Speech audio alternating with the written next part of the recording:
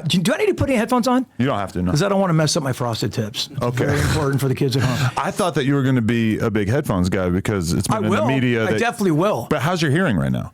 It's okay. Okay. You did a deep dive, didn't you? Well, it just came up right away on the Google search. Like I was like, okay, he's struggled with that. You know, when you're on a red carpet and the dumbest thing you ever do is someone goes, hey, Mark, and I go, hey, dude, 25 years of rock and roll. I can't hear anymore. Yeah. And they go, oh, he was going deaf. And I was kind of just kidding. And then it became a thing. And then I was like, it was on like Daily Mail. Mark was going deaf. And I just feel that's the story of my life. Like when I'm going viral, it's for a weird backwards reverse reason. Happened on Cameo, the Sugar Gay thing, which we can talk about, right. And the going deaf thing. Right. Spending 30 years in rock and roll with like cymbals behind me has definitely taken toll on my hearing. But it has to. Yeah, no more than the average guy. Okay. And no one needs in-ears more than me as a performer, but I can't stand them on stage. Really? I just feel like I'm underwater or like I'm not in the environment. It fucks up the whole It's experience? like 2 fingers in your ear. Like just do that and go, it just feels weird. But what I think that you probably do that I can't imagine doing is when you're talking on TV, but then as you're speaking, you also have somebody talking to you in the earpiece. Do you have to deal with that? I've dealt with that. And that's when you're doing, especially when you're doing a live thing. Yeah. And there's someone going, all right, Mark, and then when you're coming up next, you're going to take it to a break and you're literally having a conversation like we're having now. Right. And so you have 3 voices in your head and you're trying to direct traffic. That gets a little gnarly for sure. That's a lot of multitasking. Yes, that's for sure. The live thing though, like Ryan Seacrest, I don't care how you feel about him, man. He's the best in the world at doing that. Right. Never seen him make a mistake on American Idol in 30 seasons of live TV. So really? Yeah, I would. The in-ears are not my friend, but no one needs them more than me because I've had an on-off relationship with Key my whole life. I'm not the best singer in the world, so I'm trying to tell you that I'm 22. Okay, but see, that's interesting that you say that. Yeah. As long as we're just going in the most random direction ever to start this, which I'm so down for. I'm frosted tips. Okay, we're going all over the place. But okay. You being in the TV world, you're doing a lot of the stuff that people who watch this shit at home take for granted. I guarantee that very few people who watch TV have ever like really given a lot of thought to like, wow, Ryan Seacrest is amazing talent because he can really hold things together on a live level to which like that is one of the hardest things when we think about how hard even doing a live podcast is. Absolutely. But then like, you've got a bunch of different guys to bounce off and everything like that. Like hosting American Idol, that shit must be insane. And the traffic you're directing at him, you know what I mean? Like, okay, go into a break in 10 seconds. You got to fill 10 seconds. You got to make it look supernatural. Then you got to throw it to someone else. And then there's a live band playing. I mean, what he's doing is being a traffic director, which is so hard to do and look comfortable. And he does it really well. No matter how you feel about him, he's one of the best in the business at doing it. And you're really good at it too. I don't know if I can handle that kind of first thing. of all, Adam, thanks for having me. No, this is a complete huge honor because I've always kind of had the sense that you were somewhat of a expert on music and rock and roll in particular. And then I end up on Wikipedia. I realize you've actually won, what was it, the Jeopardy rock and roll trivia series 3 times in a row or something like that? I don't like to brag about it, but it's a 3-time rock and roll Jeopardy champion. And it's so crazy because I did that like in the early 90s and stuff. And Sugar Ray came out, and I was talking to a couple of your employees here that were really cool that understand, like the old Sugar Ray kind of came almost from like a hardcore background. Right. We're more like a punk rock, if you will, type band. So it was a heavier energy. But so when Fly hit, it was like, oh, look at these little one-hit wonder, like almost manufactured band. And I understand that. Fly was the anomaly on the record that it was. It was kind of a visual thing. And so people were quick to point out, thanks for playing Sugar Ray. You're going to be on the One Hit Wonder cruise ship with Kaja Gugu and Chumbawamba. Enjoy it the rest of your life. And by the way, if that was it, that would have been amazing. Right. Because every band out there would die to be a one-hit wonder. Totally. But once you get there, bro, you're like, oh God, how do I get out of here? I got to keep this going. I'm so grateful to be here. No, but how do I keep it going? Hit? Yeah, okay. Because success is the second hardest thing in the world. Right. Staying there is the hardest thing. You can get a little viral hit and little thing, you get a little pump here, you get a little skinny from the 9 here, and then the next thing you know, you have to stay there. It's a long life. Right. And if you're lucky enough to do this for a long time, it's a blessing. So when Fly hit, people were quick to say they're not a real band, blah, blah, blah. And then I did those Rock and Roll Jeopardy. It was the VH1 Rock and Roll Jeopardy programs. And Jeff Probst, the host of Survivor, was hosting it at the time. And I just slaughtered, dude. I just killed it. Some of the categories are like Duran Duran. I'm like, oh, I'm going to murder this. Elvis Costello, early hip hop. name the 3 guys in Treacherous Tree. I'm like, I'm gonna win it. Okay, but so you were always 3, not tree. Forgetting my veneers. Just you were always massively fascinated by music in general and rock and roll. Music, Adam 22. And the fact, like, I had to will my way. To where I am today. I'm a fan who said, how do I do that? That looks really fun. By 8th grade, I figured out I wasn't going to be the point guard for the LA Lakers. Figured that out. That probably wasn't going to happen. Yeah. At the same time, I looked on MTV. There's David Lee Roth jumping off like a drum, just going Unchained, and I'm like into that. That looks doable, but I can't sing. Can't play guitar and can't write a song. Small obstacles on the way to success in music. But I just learned everything about it because I wanted to. I loved music so much, whether it was punk rock, rockabilly, mod, early hip hop. And I bought all the records. And as I went through all the trends, I didn't get rid of my records. I kept them. They mean a lot to me. I still have them. So I retained all this useless knowledge, and I never found a place to use it until Rock and Roll Jeopardy came along. And what I think it did most, Adam, was it let people know this guy knows music. You could hate him, the band, whatever, but he's a fan, and there's a little bit of substance there. And from a branding standpoint, you probably kind of needed that at the time because you had been having your credentials as a rock and roll guy kind of challenged for so many years, right? Without a doubt. And also like the punk rock credentials, which weren't very deep. It was by proxy. I was there. I was young enough to remember the Cuckoo's Nest in Orange County. Right. Of course, CBGB's, that whole thing, like when Circle Jerks and Black Flag and the Vandals were playing.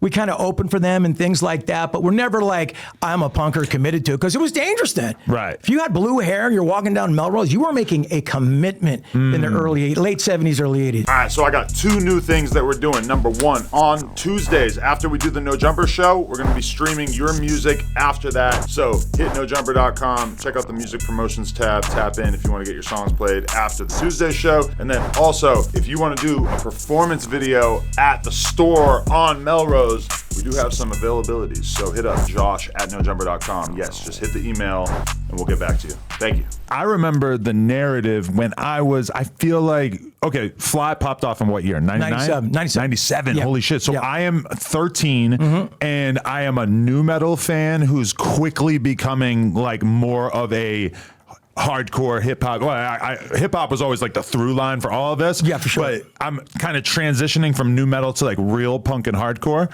Did nu metal introduce you into punk rock and hardcore? For sure. Because when I'm like 13, I'm listening to Limp Bizkit and Korn on the radio, and then that kind of quickly turns into me trying to learn like the full history of punk and hardcore and metal and everything like that. So then that is crazy to think that. The Fred Durst. Did you know Fred at all? I don't know him, but I'm a huge fan. Yes. On here. He's incredible. I got him. I'll hook you up. He would love to do this. I'm sure he's watching this because this is all about him. Yeah. The fact that you inspired him or he inspired you, that's so big, dude. But I remember the narrative about Sugar Ray very early on amongst me and my friends who are also like kind of in the process of like figuring out what the fuck is going on with heavy music, being like, yeah, that Fly song is whatever, kind of weird, kind of commercial, whatever, but you got to listen to their other shit because they actually were like a legit band at that time. So even, like when I'm like 13, that's already kind of the narrative of like, yo, this is kind of like a psyop. Like they're baiting you in with this hit song, but they're actually like a legit rock band. I wish we're smart enough to have that kind of like,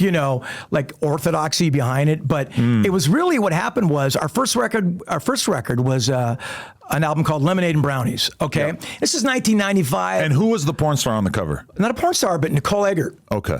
Baywatch, Nicole Eggert. Oh, okay. Charles in Charge. Okay. And so when we were younger, we were like, wow, I thought it was a porn star. Yeah. It was giving Enema of the State. It was, but that was more classy without the glove. You're right. We looked at that as more as like a Playboy 50s sort of pinup type thing. Got it. And Nicole Eggert was best friends with my now wife. Wow. And she goes, yeah, sure, I'll be on the cover of your record, nude, doggy style. Right now, everybody's Googling it. Check it out. It's totally worth seeing. It's actually got more attention than the record did, but that was what we were trying to do. Right. Because we were in a sea of shit there, Adam, in the 90s. I was telling some of your guys here on the floor that Nirvana is directly responsible for the success of Sugar Ray. Okay. And I know you're laughing at me and people watching this are. In the early 90s, Nirvana came out of nowhere and exploded a revolution in rock and roll. Exploded. And kind of X'd out a lot of the stuff that had came right before it. Right. And nobody knew this less than the labels that this was going to happen. Now the labels go, wait, guys that played 3 chords that can't really play that well, and no disrespect to Nirvana, but the ethic was that like, no solos, no rippers, and just no big pomposity in rock and roll. We're signing everybody. We're not going to miss this again. So in the wake of Nirvana, Sugar Ray got signed because we had a couple Les Pauls, some Marshall Stacks, and we could barely play.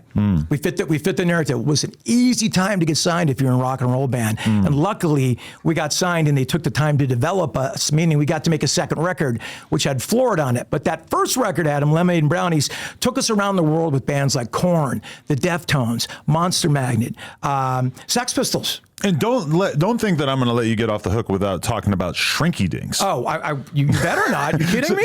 So nothing on Lemonade and Brownies was the Shrinky Dinx material. Like it was a full Two songs that were originally. We got signed. Okay, but you got in the early '90s, you could lie.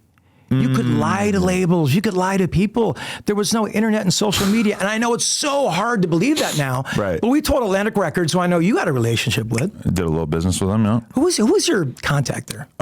Jeff Vaughn. Jeff Vaughn, the primary guy, Mike Karen as well. Mike Karen was there when we were there, like on the rock and roll side. Right, which I didn't really know when I was doing business there, like the true level of legendary status that Mike Karen. I mean, you're talking Stone Temple Pilots, like legendary dude there. You walk in his office and you see the Ed Sheeran all over the wall, and you're like, oh, okay, so you don't just do drill rappers. No, okay, exactly. Gotcha. They're very smart. You dealt with them. They know what they're doing. They hire very smart people in the shadows that make sure they know what's going on in the streets. Was Julie Greenwald still there when you were there, or no? I'm not sure. No, okay. I don't know if I made it that high up the ladder. Yeah, I didn't either, and I had a couple of number one records. Atlantic took a shot at us, and the Shrinky Dinx was the name of the band. We got signed to Atlantic Records. We make a first record. Caboose. That was the single. It was the single. God, thank you. Ridiculous record. When I went and listened to it, I could not believe it's all over the place. Isn't it? It sounded kind of like a weird party AC/DC type thing. That's what we were doing. It was. We started a band to drink beer and play Judas Priest and Run DMC songs around a keg. And not much has changed. Because we play our own songs. You spent your whole life in the OC prior to rock fandom? I was born in Hartford, Connecticut. Okay. Little time out there in Simsbury and Avon, Connecticut. Played a little hockey. Moved out here in 1976. So for all intents and purposes, I was raised in Southern California, in particular Newport Beach. Because you do sort of fulfill some of the stereotypes of the OC guy. You seem relatively well adjusted. A good hang, down for some partying. Well, I appreciate all those things. Yeah, I think they're spot on. The adjusted part would be, but not necessarily what people want from their rock stars at all times. No, but I've given them that too as well. You've given them a little, I'm capable of going real deep and stupid, as you could just see anytime on the internet. Oh, yeah. But growing up in Newport Beach, God, I'm going all over the place, which I apologize. There was a million things I was interested in. Reggae music, hip hop, early hip hop. I'm talking, Funky 4+1, Wild Style and all that stuff. I was a breakdancer. First white guy in Orange County that could do windmills. Really? Very proud of that. Wow. 1983, 84. So, sometimes that gets lost in the Wikipedia milieu, if you will. Right. And because of that, there's so many styles on that first record. But we got signed as the Shrinky Dinx. Hasbro goes, oh, that's great. You want to be the Shrinky Dinx? Right. No problem. The licensing is $1 million a year, and we get 15% of your net profit the rest of your life. Oh, my God. We said, you know what? We're going to call our 12 fans and let them know we're changing our name. I think it's going to be okay. We hadn't released yet, so it wasn't a problem. So we changed to Sugar Ray because I'm a huge Boxer fan. Okay. And we found out that Sugar Ray never trademarked the name. Really? I do not know why. And then recently he reached out to me and said, can I get my trademark back? I go, you can't get it back because that's our value. That's our commodity, as you know, about trademarks. And when you go on YouTube and search Sugar Ray documentary or whatever, you do kind of have to contend with the search results, including both. And it's an honor for me. So I told him, you can use it anytime. You have my word. We will never go after you. I encourage you to use Sugar Ray merchandise trademarks. Never in a million years. And he goes, yeah, my guys in the 70s just never registered. I go, there was no one more surprised than us when we saw that. So that's how Shrinky Dinx became Sugar Ray. But same guys in the band, same 2 songs we had. We lied to Atlantic Records, said we have 500 songs. We're gigantic in San Diego. Because that time in the early 90s, there was a scene down in San Diego. Cargo Records with, Blink 182 was bubbling under, Rocket from the Crypt, Drive Like Jehu, Deadbolt, all these kind of cool bands, because labels were looking for a scene after Seattle. They were looking for a scene. San Diego might have been the last one, at least in rock and roll, before the internet came in and just made scenes just useless. So we kind of associated ourselves with the San Diego scene. We lied and prodded, robbed Peter to pay Paul. A lot of chicanery and shenanigans. Adam 22, we got signed to Atlantic Records for $1 million. Wow, unheard of at the time. On 2 songs, unheard of. Really? Unheard of at the time, because the CEO, Doug Morris, we made a video. We didn't make cassettes back then. That's what everybody did. They made cassettes. They went to an A&R guy. And if you were lucky, the guy would throw your tape in the garbage if it got that close to him. Otherwise, there was 700 cassette desks on the desk. There was just so much work. We made a video in a pizza box and sent it to everybody. And someone happened to see it, opened the pizza box, the video was there, and the video was of Caboose, the song that you said is kind of like AC. Someone said it reminds them of Turnstile. I go, please don't tell a Turnstile that. That's so insulting to them. I'd like to hear their thoughts. Yeah, me too, me too. They're probably crying in a corner. But that video, the visual thing was something that Atlantic saw and said, we don't know about these songs, but there's something there. Let's try and develop them. And thank God they did. And so there were 2 versions of Fly?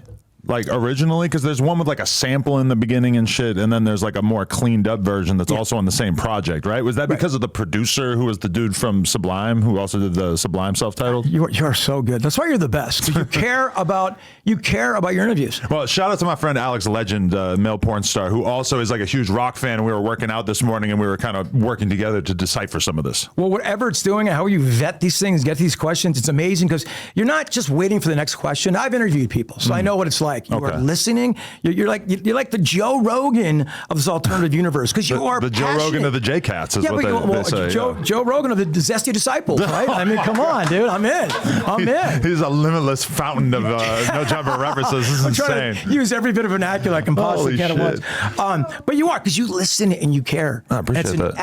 It's an absolute skill set that a lot of people don't have. And I was always wondering how you do it and make like George Santos as interesting as FG Butta. Wow. You know what I mean? No, but I was wondering how you do that, and now I get it. Okay. You look people in the eye. You're like, it's just you've got beautiful blue eyes. You get lost in. It's amazing. Oh my thing. God. No, overalls are killing it. Everything's happening. Over Yo, the overalls, for the record, first time wearing overalls since I think I was 5 years old. My girl heard me compliment this dude, Angry Reactions, who I interviewed. Yeah. I mentioned his overalls. Yep. She went and bought me overalls because that's what a good wife does. She buys you the thing that you mentioned one time and thinks you actually want it. But I will say that I think that's why interviewing feels kind of like intense and like draining and exhausting as a person, is because of the fact that I really want to be so locked in that like 99% of my attention is going straight to you, and only, there's always this little like framework of thinking about the fact that I forgot my food at home this morning or whatever, but like really trying to just be in the zone and focus on the person. Yeah. And you can see that. And you also match the person's energy. Like, I'm a spaz. I'm I'm all over the place. Oh, I love it. That's great. People think I'm cracked out half the time. But you have a wonderful way of doing that, man. It's like, and it's talking. And if everybody can have a podcast, and everybody does, but they don't blow up like this. And the team you're surrounding yourself with, you are eliminating the middleman, 22ster. What you're doing is taking out the studio and taking out the record labels. And what's been interesting for me to watch is someone who's the product of that like multimedia conglomerate feeding people, Atlantic Records, it's gone now. So people find you, and you've got to be talented to do it. Anybody can just put up a mic and start talking, but to really just make this thing crack, this is the future. You are doing it now. I mean, you do your. It's probably hard to take, compliments. I'm not good at it, but dude. No, thank you so much. It honestly means a ton. Yeah. You're the best at it. So thank you. Anyway, for me to be here again is a total honor. So the first record comes out, doesn't do shit. But okay, that one record though, how did you end up doing the other version of Fly? Oh, okay, well, that Lemonade and Brownies came out, didn't do much. We were about to die, and I'll get to the Fly thing. And then we lobbed the most Hail Mary lob of all time to Howard Stern. Right. Okay. What are your Howard Stern feelings? I've heard you talk about him. My primary influence throughout like junior high and shit. He would just listen to him all the time. Especially on the East Coast, you could not do that. Oh yeah. Was there a station that brought you that where you were? I think that, yeah, definitely. Because I was listening to it all throughout junior high and shit. Because you got Boston stations from where you were, correct? But it wasn't on WAAF. I think it was WBCN might have been the one that played him for a couple hours in the morning, yeah. That was it. That was it for sure. BCN. I haven't thought about them in 20 years. Yeah, huge Howard Stern fan, especially in the 90s, And I don't know if you remember, but there was a band called the Meat Puppets. I'm not sure if you've ever heard of them. They were kind of a 90s alternative band, one of Kurt Cobain's favorite bands. They were going to record one of Howard Stern's songs called Psychedelic Bee. From his band that he had before the radio. Electric Comic Book when he was 8. Right. And they're non-songs. They're just garbage. And he goes, if any band out was smart, they'd record one of my songs and blah, blah, blah.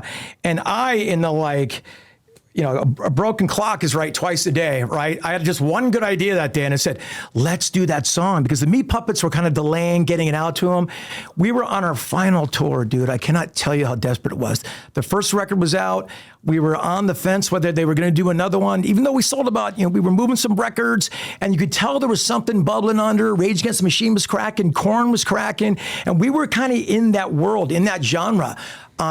But in America, we were playing in front of 3 people, driving 12 hours to play in front of 2 people. It was dark. It was gnarly. We knocked on a community college called Denver Community College, knocked on their studio and said, can we use your studio for an hour? And is there an engineer that can do this for free? And the guy goes, yes. So we recorded Psychedelic Bee, and we did a real thrashed out punky version of it, put it in a FedEx box, sent it to New York to our manager, Chip Quigley at the time, and forgot about it. We didn't have a cell phone back then. So the information traveled super slowly. We finally make it to our, this was on a Wednesday. We finally make it to the club in, I think it was Wyoming, on a Friday. And we pull into the club super early. And the manager of the club comes running out about 7 in the morning. Now at these clubs, Adam, there was no one there until like 6 p.m. that night, because they weren't doing business. For someone to even be there was insane. He goes, you guys, you got to call your manager right now. Howard Stern is playing Psychedelic Bee nonstop. He's played it 8 times. He wants you guys in the studio on Monday, blah, blah, blah. We call our manager, and he goes, he was in New York. He goes, you're not going to believe it. He's dying over the song. He goes, Sugar Ray's the best band ever, blah, blah, blah. Wow. He goes, leave all your shit in Wyoming and get on a plane immediately. I go, we don't have any money. He goes, he puts down his credit card and says, get here. So we went to Howard Stern, Psychedelic Bee. We performed on the show. And back then, you're talking 20 million listeners a day. Syndicated all across the country. Atlantic Records, which is in New York, all the big wigs come down because somehow they got one of their bands on Howard Stern. He wouldn't just take anybody because, they were doing promotion. If he didn't like you or want to be part of this, you were not going to get on there. So like the Stone Temple Pilots couldn't get on Howard Stern, but somehow we did. Wow. So all the big wigs came on. We crushed it for once in our lives. Howard Stern loved it. We had a great interview. And they say you can make a second record. Wow. And that second record led to Fly. So that's the way we got to Fly. That's insane. Do you still want to hear about the 2 versions of Fly? Yes. But I think it's crazy that Fly ended up being the song that was so big that it was like you couldn't pay attention to anything else and completely drowned out the origin story that almost nobody remembers. Yeah. For sure.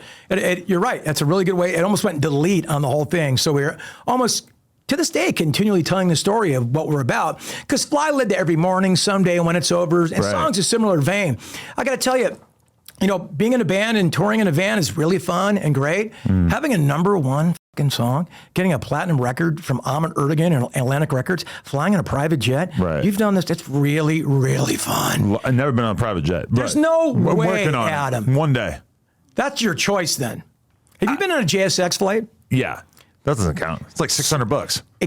My last flight last week to Vegas was $1,200. They're starting to figure it out now. It's getting super crowded. It's all about demand, because if you try to go there during EDC, they're going to charge you $2,000. It's a wrap. It's a wrap. But I can't believe you're on a private jet. I know a lot of people who do the private jet thing. I'm just like, it's amazing. I hate doing like the clout chasing. Like you have a famous friend, you follow them around, you get on their private jet. And for me, I'm a cheap fuck. I'm not getting a private jet. I got you. Hell no. But first class is great. I mean, such a right. I'm still honored to be and stoked to travel that way. Trust me, after all these years. But I feel deeply uncomfortable about first class. Walking in? I feel like economy. I would rather save the $1,000. You don't fly economy. Sometimes. Okay, when you went to Italy, I'm not scared.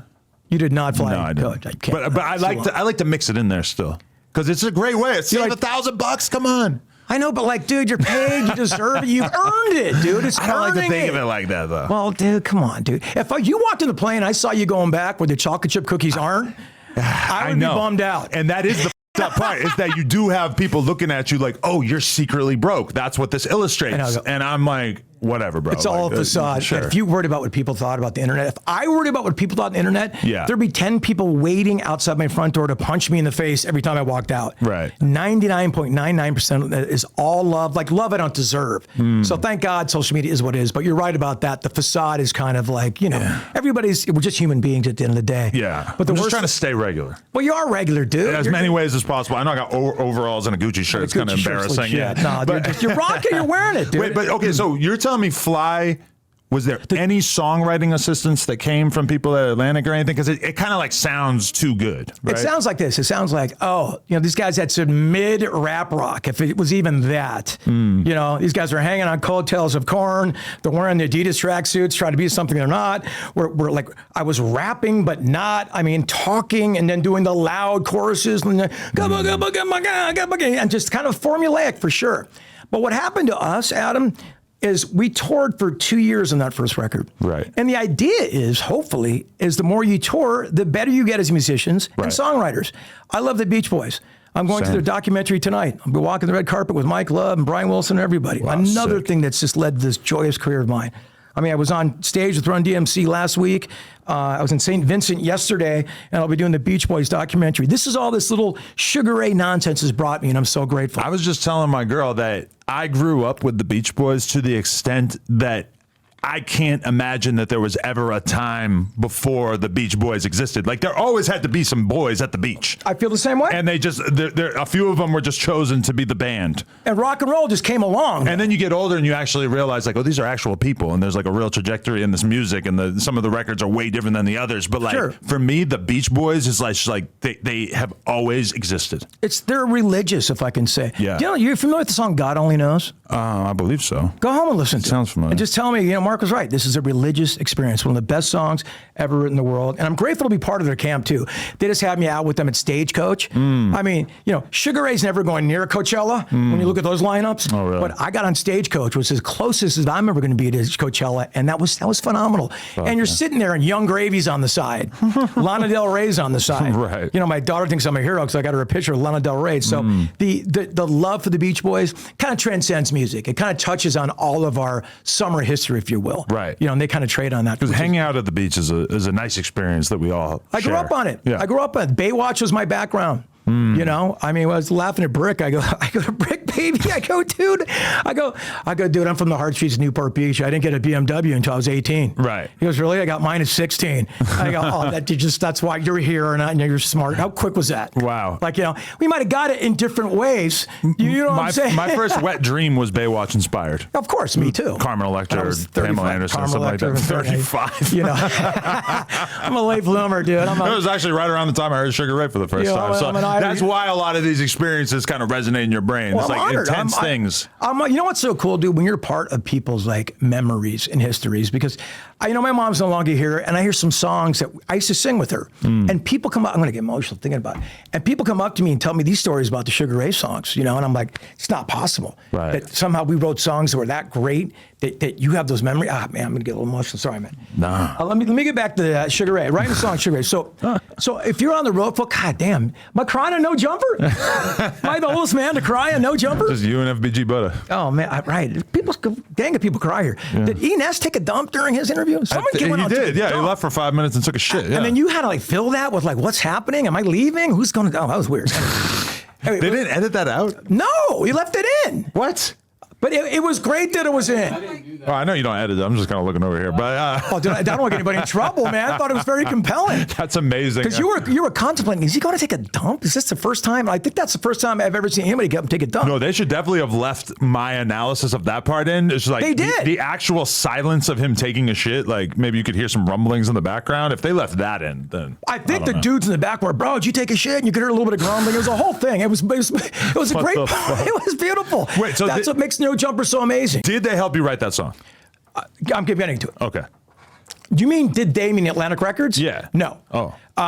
We got better as songwriters and as musicians by touring for 2 years. Got it. Because it was our job, Adam. You know, the idea is hopefully when you do something over and over again, that Maslow's 10,000 hours kind of thing, or no, who's 10,000 hours? That's Malcolm Gladwell. Yeah, exactly. Yeah. If you did something 10,000 hours, you become accomplished at it. So we got better as songwriters, loving the Beach Boys, loving the Beatles, and we're like, oh, what does this chord do? What does that chord do? So it made our songwriting a little bit better. Now, we're a huge band of timing and divine intervention, because at the same time, What I Got by Sublime came out in 1996 when we were starting to write the new record. Now, One of the most unbelievably influential records from my childhood and just in general, yeah. If you're going to college, you buy Dark Side of the Moon, Bob Marley's Legend, and Sublime's first record. That's just what you do to get in your little stoner first period. Let me get away. Let me, find great music. Amazing record.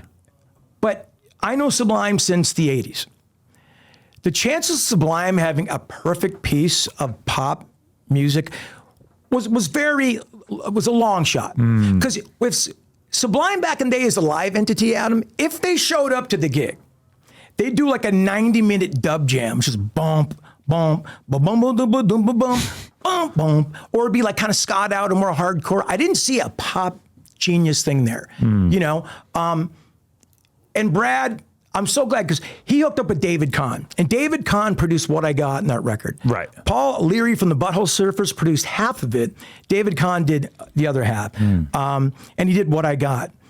And we heard that, and we were working on Fly. And Fly was about 85% there. And by the way, when I first heard Fly, it was the biggest piece of shit I've ever heard in my life. Because our drummer came up with the chorus idea.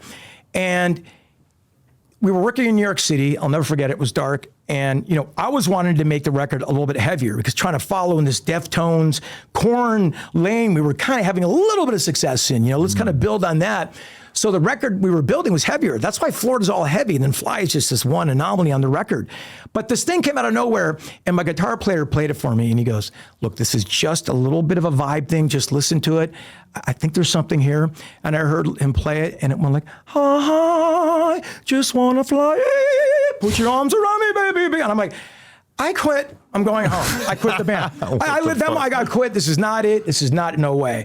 And so I called my good friend McG, who's like my best friend in the world. He's a director. He directed all of our videos, did all of Korn's videos, Cypress Hill's videos, Smash Mouth videos in the 90s. If you saw a video on MTV, chances are he was doing it back then. Right. He also became a movie producer, a director. He does Charlie's Angels.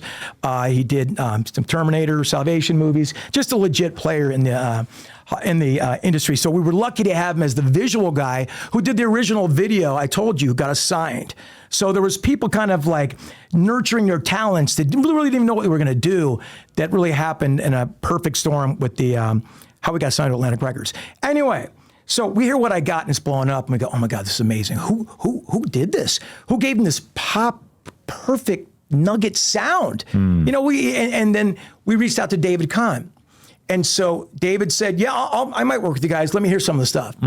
We played 2 songs, and they were the harder stuff. Like, I think one of them was RPM that someone said they liked in here earlier. I think was it Bro back here? Donnie?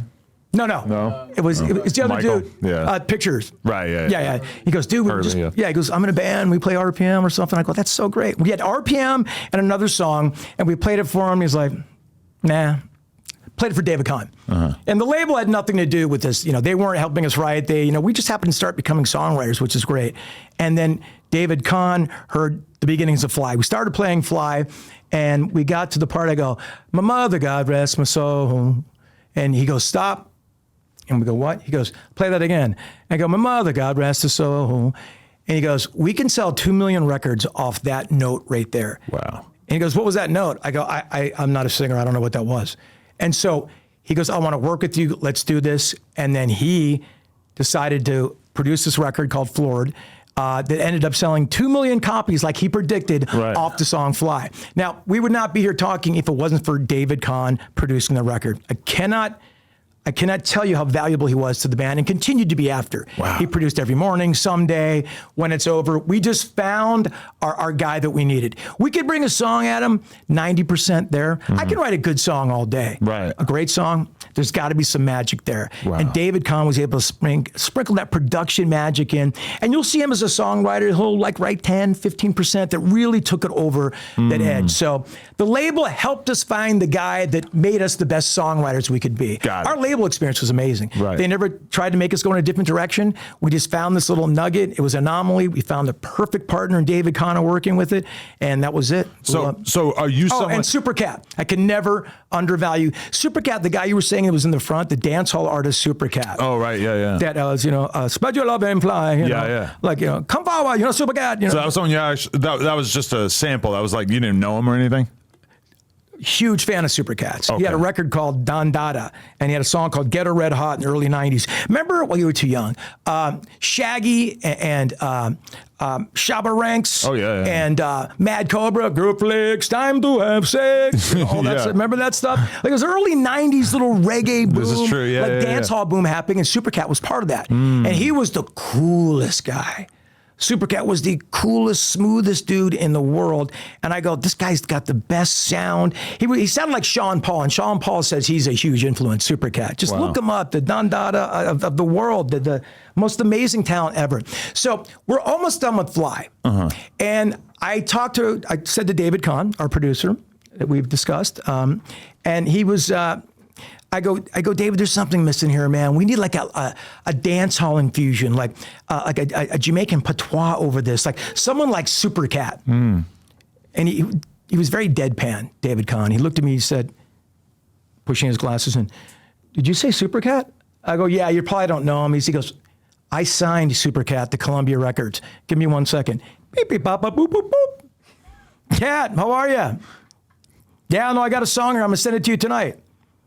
Now, I know I sent you a few stinkers. This one's a good one, I promise. Yeah. All right, bye. Boom. FedEx Cat that night, and we're all waiting by the phone. Oh, God. Cat calls back. Goes, it's the best song I've heard in a long time. I'd be blessed to honor it. Now, you don't get that from Supercat. He's a different kind of guy. He's not playing the game. And the irony of Supercat is he's got 2 gigantic hits with pop artists from the States. Crisscross and Sugar Ray. Which Crisscross record? Hold tight, everything is all right. Hold tight. You'll know it if you hear it. Was that the second Crisscross album? Yes, and the song went top 10. So it just kind of disappeared quickly. So Cat was extra leery of doing something new. He was like, I don't know, but he felt something in the song. So he came, and there was no sample. He came, Adam walked in and just goes, fire it up. I don't need to, just don't count me in. And he said something from the top of the bottom all the way down that record. He fills in every blank, and David Kahn kind of edited it to fit in the song to make it more like pop friendly. But he blessed us with this amazing, perfect, just incredible talent. And that's what we added and what became Supercat. That's what became Fly. And what happened was, Adam, that Fly became so big that they took out some parts because some AC radio wouldn't add it because it was too urban, and only urban parts wanted the long version of Supercat. We were added to BET. Right. Sugar Ray was on rotation on BET. As a white rock and roll band in the mid-90s. It was insane how big that band was, that song was. So there was something there. So how did you, because it feels like you guys kind of blew up like instantaneously around that time. Like, overnight. How was that for you? How did you adapt to it? Because I feel like some people have sort of a conflicted attitude about fame. It feels like you kind of just went full throttle, like you were loving it. I wanted it. Yeah. I wasn't the guy then that was like looking at my shoes going, my flannel's pretty cool and I'm just kind of angry and I don't care, low energy, I hate what I'm doing. I'm like, bring it all on. I am so stoked. This is my dream coming true. Mind you, minimal talent, can't really play, figured out how to write a song, but like, what am I doing here? But also look at your fucking personality. Like you're a very high energy, energetic guy. Like, but how does that translate to a hit song? Well, no, but I think it translates to being the kind of person who's going to have a good attitude about fame. Maybe that's correct. Maybe too good because I embraced it. Yeah. And the thing about fame, you don't figure out fame. Fame figures out how it wants to play you. Meaning this. All of a sudden, hey, I'm a fame guy and I'm big and I'm smart. Like, it brings out and manifests the worst parts of your personality because you start feeling yourself. How could you not? Right. You're the greatest, number one, and like girls are throwing themselves at you. And all of a sudden, like Ahmet Erdogan, who started Atlantic Records, is on the phone with me, bro. He goes, oh, hold on, I've got to talk to Mariah Carey real quickly. I mean, all these incredible things. And you're up there in rarefied air that I'm like, I don't know if I'm going to be here long. I know the talent of me and I know the talent of my band, so I'm going to enjoy every moment of this, because I don't know how long this is going to last, because I was a little older, Adam, when this hit. I was 27 years old, mind you. Right. And this was our second record and most likely our last shot. When I see rappers blowing up at like 18, that's when you really can kind of count on them becoming a fucking asshole who's going to be mean as shit to everybody who works for them, and they're not going to have a good attitude with the fans and shit. But if you can make it to like 25, 26, 27, etc., before you kind of hit upon what's going to make you successful, there's a way higher chance that you're going to be well adjusted to it. There's no doubt about it, because they say your brain's not even developed until you're 25. Oh yeah. You know, so you really don't have to even like to deal with people. Never mind throwing a big success bomb in there. We're like everything, and I've got money. And now I'm like, oh, Gucci. And then I'm like, I'm not a Gucci. I don't want to change with the seasons every year. Gucci. I'll go back to my Dickies. You know what I mean? And my wife respecters. You know, I don't need any of that stuff. I'm just Calling it that is amazing. Just keeping it walk for the audience out there. I don't want to get a message. But you know what I mean? And then you figure out who you are with money. Oh, I need the rims. I need a car. And that was fun. I did that for a taste, and that was cool. And then I'm like, I don't really need that. I'm kind of a Tahoe dude. I'm low key. You know, these frosted tips are enough to get me a good table at most spots. You married to that for life? You know, I went away from it for a while. You know, and then I'm completely gray. I'm beyond gray. I'm Anderson Cooper gray. Right. And my wife goes, that's not it for me. You know, about 10 years. She goes, that's not it. And I go, but honey, this is, you know, we love each other. That's the moneymaker. Yeah, without a doubt. Yeah, it keeps you in the arena. Well, for sure it does. Yeah. I'm not going to take myself out. Right. I'm not going to give my uniform back willingly when there's things I can do. You know, so the frosted tips kind of became my little Rod Stewart thing. Right. And so about 10 years ago, I go, I'm going to embrace these things. When frosted tips was at its, not that it's never at a highest peak again, but it was at a low peak for a while. It takes a while for the stink of a decade to go away. Oh, yeah. You know what I'm saying? When things become ironic again and cool, it takes a while. I say we're about 2 or 3 years from a Sugar Ray shirt being in Urban Outfitters. You know what I mean? We're almost back to that. We're like, we're not. You guys are almost Metallica. We're almost like not offensive anymore. Right. So I went, well, people like the frosted tips, and it's kind of a part of the whole thing. Wait, you become Americana at a certain point. A little bit, if you're lucky enough. You got a tramp stamp? I do. Do you really? I'm so bummed, dude. I just was thinking like tramp stamps and frosted tips got to go together. Oh my God, you brought that. And here's the thing. I have a close friend who has a Wu-Tang symbol as a tramp stamp. That's cool. Is it? I don't know. I wouldn't even get. He's a big Trump guy now too. Well, that's a weird kind of dichotomy there, bro. That's a crazy dichotomy. Who's the friend? Can I be so bold? Catfish. Zach Yankish. So I've got. Yeah, I'll show it to you. Let me show it to you. Sure. Yeah. I don't know if you can see it because I Mr. Cartoon got the wrist of my. He did it. He did my whole back. No, he didn't. See the MC? Yeah. No, that's fire. What's the MC? Oh, just McGrath. It's real fire. Oh, okay. It's even. I got the worst tramp stamp. It's not even like a unicorn or something. It's my last name. Right. And then I went, oh, I can't have that. Wow. But you having a Mr. Cartoon back piece is a very cultural statement right there. Well, this is kind of what it brought me here to No Jumper. Before or after the Eminem explosion that Mr. Cartoon went through in his life? I kind of come around from the same era. Esteban Oriol. Yeah, right. I had both of them on the podcast years ago. Yeah, you know I know this. Hell yeah. And the Southern California culture is something I've been obsessed with, especially the gang culture. Okay, the prison culture, the hip hop culture, because it's the antithesis of who I am. The tough guy fighting culture. You know, the Whack 100 beats up stitches type shit. But I'm just the white boy dude. What's white boy guy that beat the other guys up in the alley? That's I think he's a Crip or a Blood. A white Crip? No, his name's Snow or something. Now, you had him Snow? on? Is it? You hasn't came on, but you're talking about Snow Rock. Yeah. Snow Rock? I had him on, but I've told him Remo. Oh, okay. Yeah. Okay. We should get him on, man. I'm not sure I even know about that one. Well, Maybe I'm just spacing it. But I've gone on this deep dive because people like fighting and all, because I am the biggest pussy of all time. Right. As you saw by the Sugar Gay video. The biggest.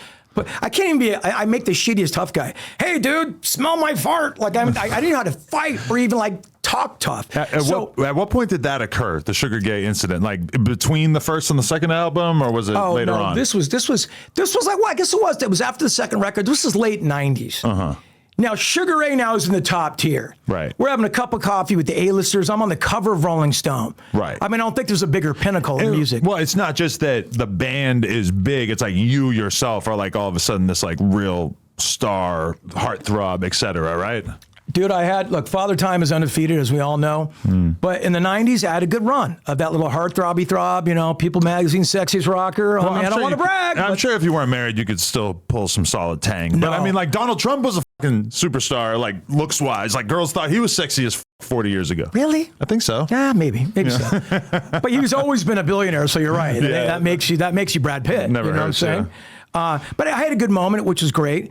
But you can't hang your hat on that shit. And also, that stuff's there's a huge backlash when that stuff starts happening, and you're in the rock and roll world, bro. Right, You're like, especially, like, you look a ssexy dude, you know. But no one made more fun of that than me. I always say no one makes fun of the band better than me. Nobody. You can try all you want, but you know, we called our record 14 minutes and 59 seconds as a direct, you know, shot at the fact that we were a one-hit wonder. Right. Because Andy Warhol had a saying that everybody in the future will be famous for 15 minutes. Right. So we called our record 14 minutes, 59 seconds, saying we have one last second left, and it's this record, which ended up going 3 million, sold more than the rest. So we were lucky anyway. You said that Sugar Ray was able to become successful like that because you guys weren't taking yourself serious at all. You were just having fun, and you got to think this is the early days of like rap and metal and rock music and like the dance hall Jamaican shit that you're talking about and everything. All this stuff being kind of tossed together in the pot. This is kind of like a new concept around this time. Like it was just a lot of this stuff was being done for the first time. A lot of people look back on Limp Bizkit and don't have the most fond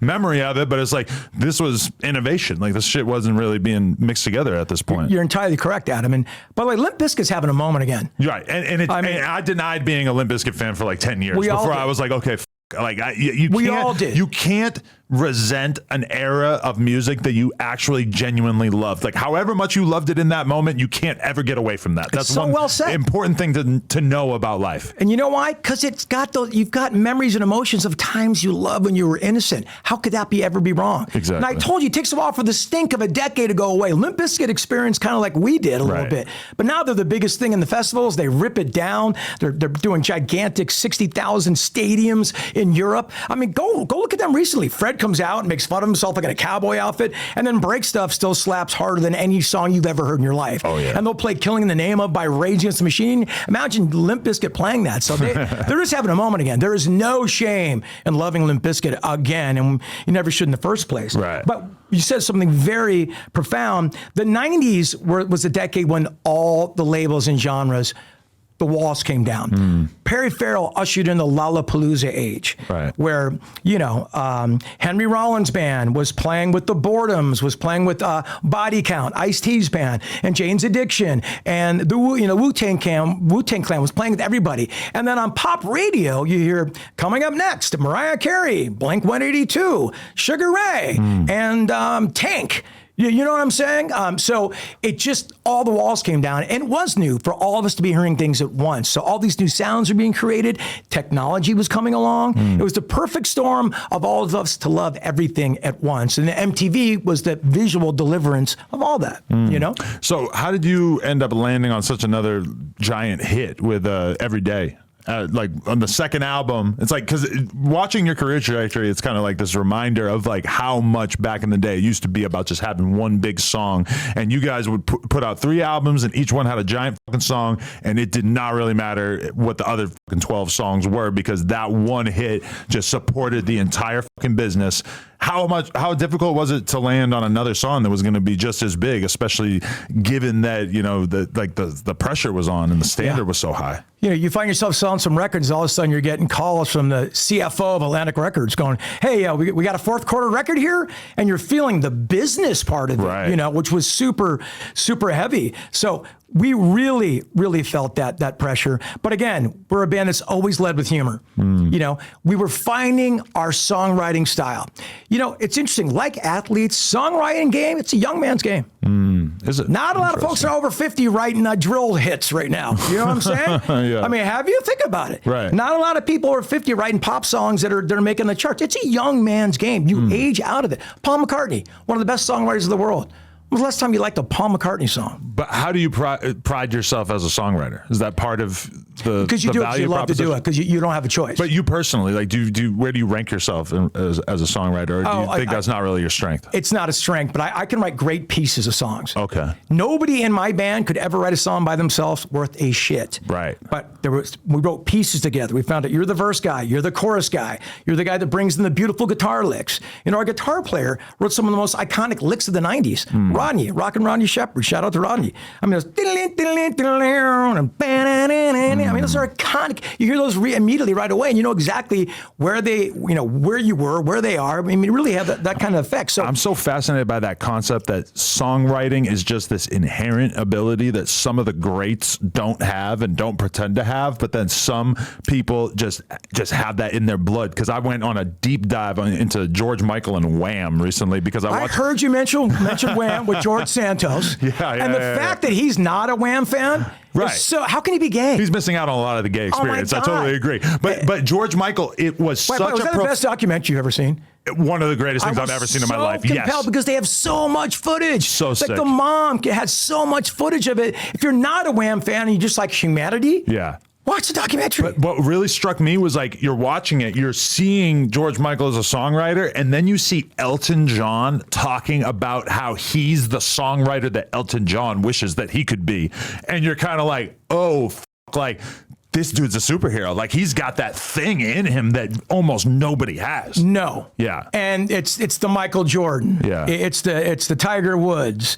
It's the George. It's not everybody can have it. There are people like me that can kind of fake it and finesse your way, be smart enough to surround yourself with smart people, somehow get in there and just somehow get a hit.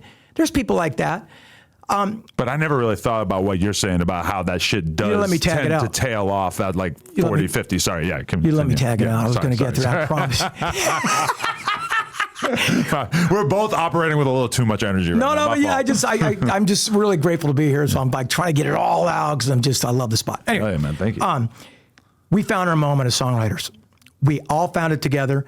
And then we said, Fly was great. Let's keep this vein going. And at the time, having like a hip hop foundation to like acoustic songs was kind of new. Right. Everybody and their mother's done it now. Everybody. But Sublime kind of showed everybody how to do it, certainly showed us how to do it. And we had a DJ in the band, DJ Homicide, yes, who was really good friends with AM and Ben Baller and all these guys.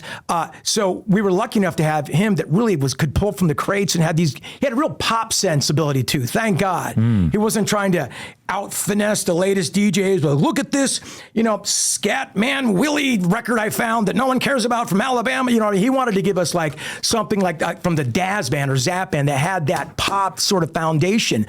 And we found upon a lane and a time where our songs we couldn't miss for a second. We had Every Morning, which was bigger than Fly. And was that effortless or would that take a shitload of work? I don't write when I'm in the studio. Okay. I can't write songs with 20 guys staring at me, breathing in the same air, shirts off, no air conditioning. It's just not very inspiring for me. When I'm riding in my car and I'm riding on, like I say, my bike or something like that, I'm like, I'm taking a shower, I'm working out. I bet when you're working out, you're doing that cardio and you're getting that cardio peak where like the puzzle of your life starts going into your visual puzzle. Oh yeah. Let me call him, doom, boom. That's what happens with songwriting. And so we were just firing on all cylinders, and we had David Kahn. They go, no, that sucks. Yes, that is good. No, that's not very good. And so we just really hit on something. And with that, a lot of people started chasing that. Everybody started chasing David Kahn to go produce them because they're like, if you could get Sugar Ray a hit, any of us could have a hit. How do those morons get a hit? You know what I mean? But were you resentful of that attitude? Not at all. Because you guys got slammed by the press a lot. A lot of music critics would shit on you guys. I would slam on us. Spin called you the OC's least likely to succeed. Which is such a compliment. Do you know how hard it is to succeed with no success? Yeah. And I should be an inspiration, not someone a clown. Like there's people out there watching right now that are like, yeah, I bought some equipment and I'm kind of like I'm using my garage band and I want to like do it, go for it. And there's no magic to do it. There's no magic to songwriting. Like you see the Beatles documentary on Apple Plus? I don't know if you're a big fan or not. No, I'm a huge fan. Yeah, me too. It's worth the 6 hour. They fall into like the Beach Boys category for me, which is like impossible. It's like the Bible. It's impossible for me to imagine a world without the Beatles. Exactly. It permeated my whole childhood so much. Beyond music, like just these, it just Sinatra, the Beatles, Ford motor cars, like you can't imagine a world without them. Yesterday was playing while my kid was being born.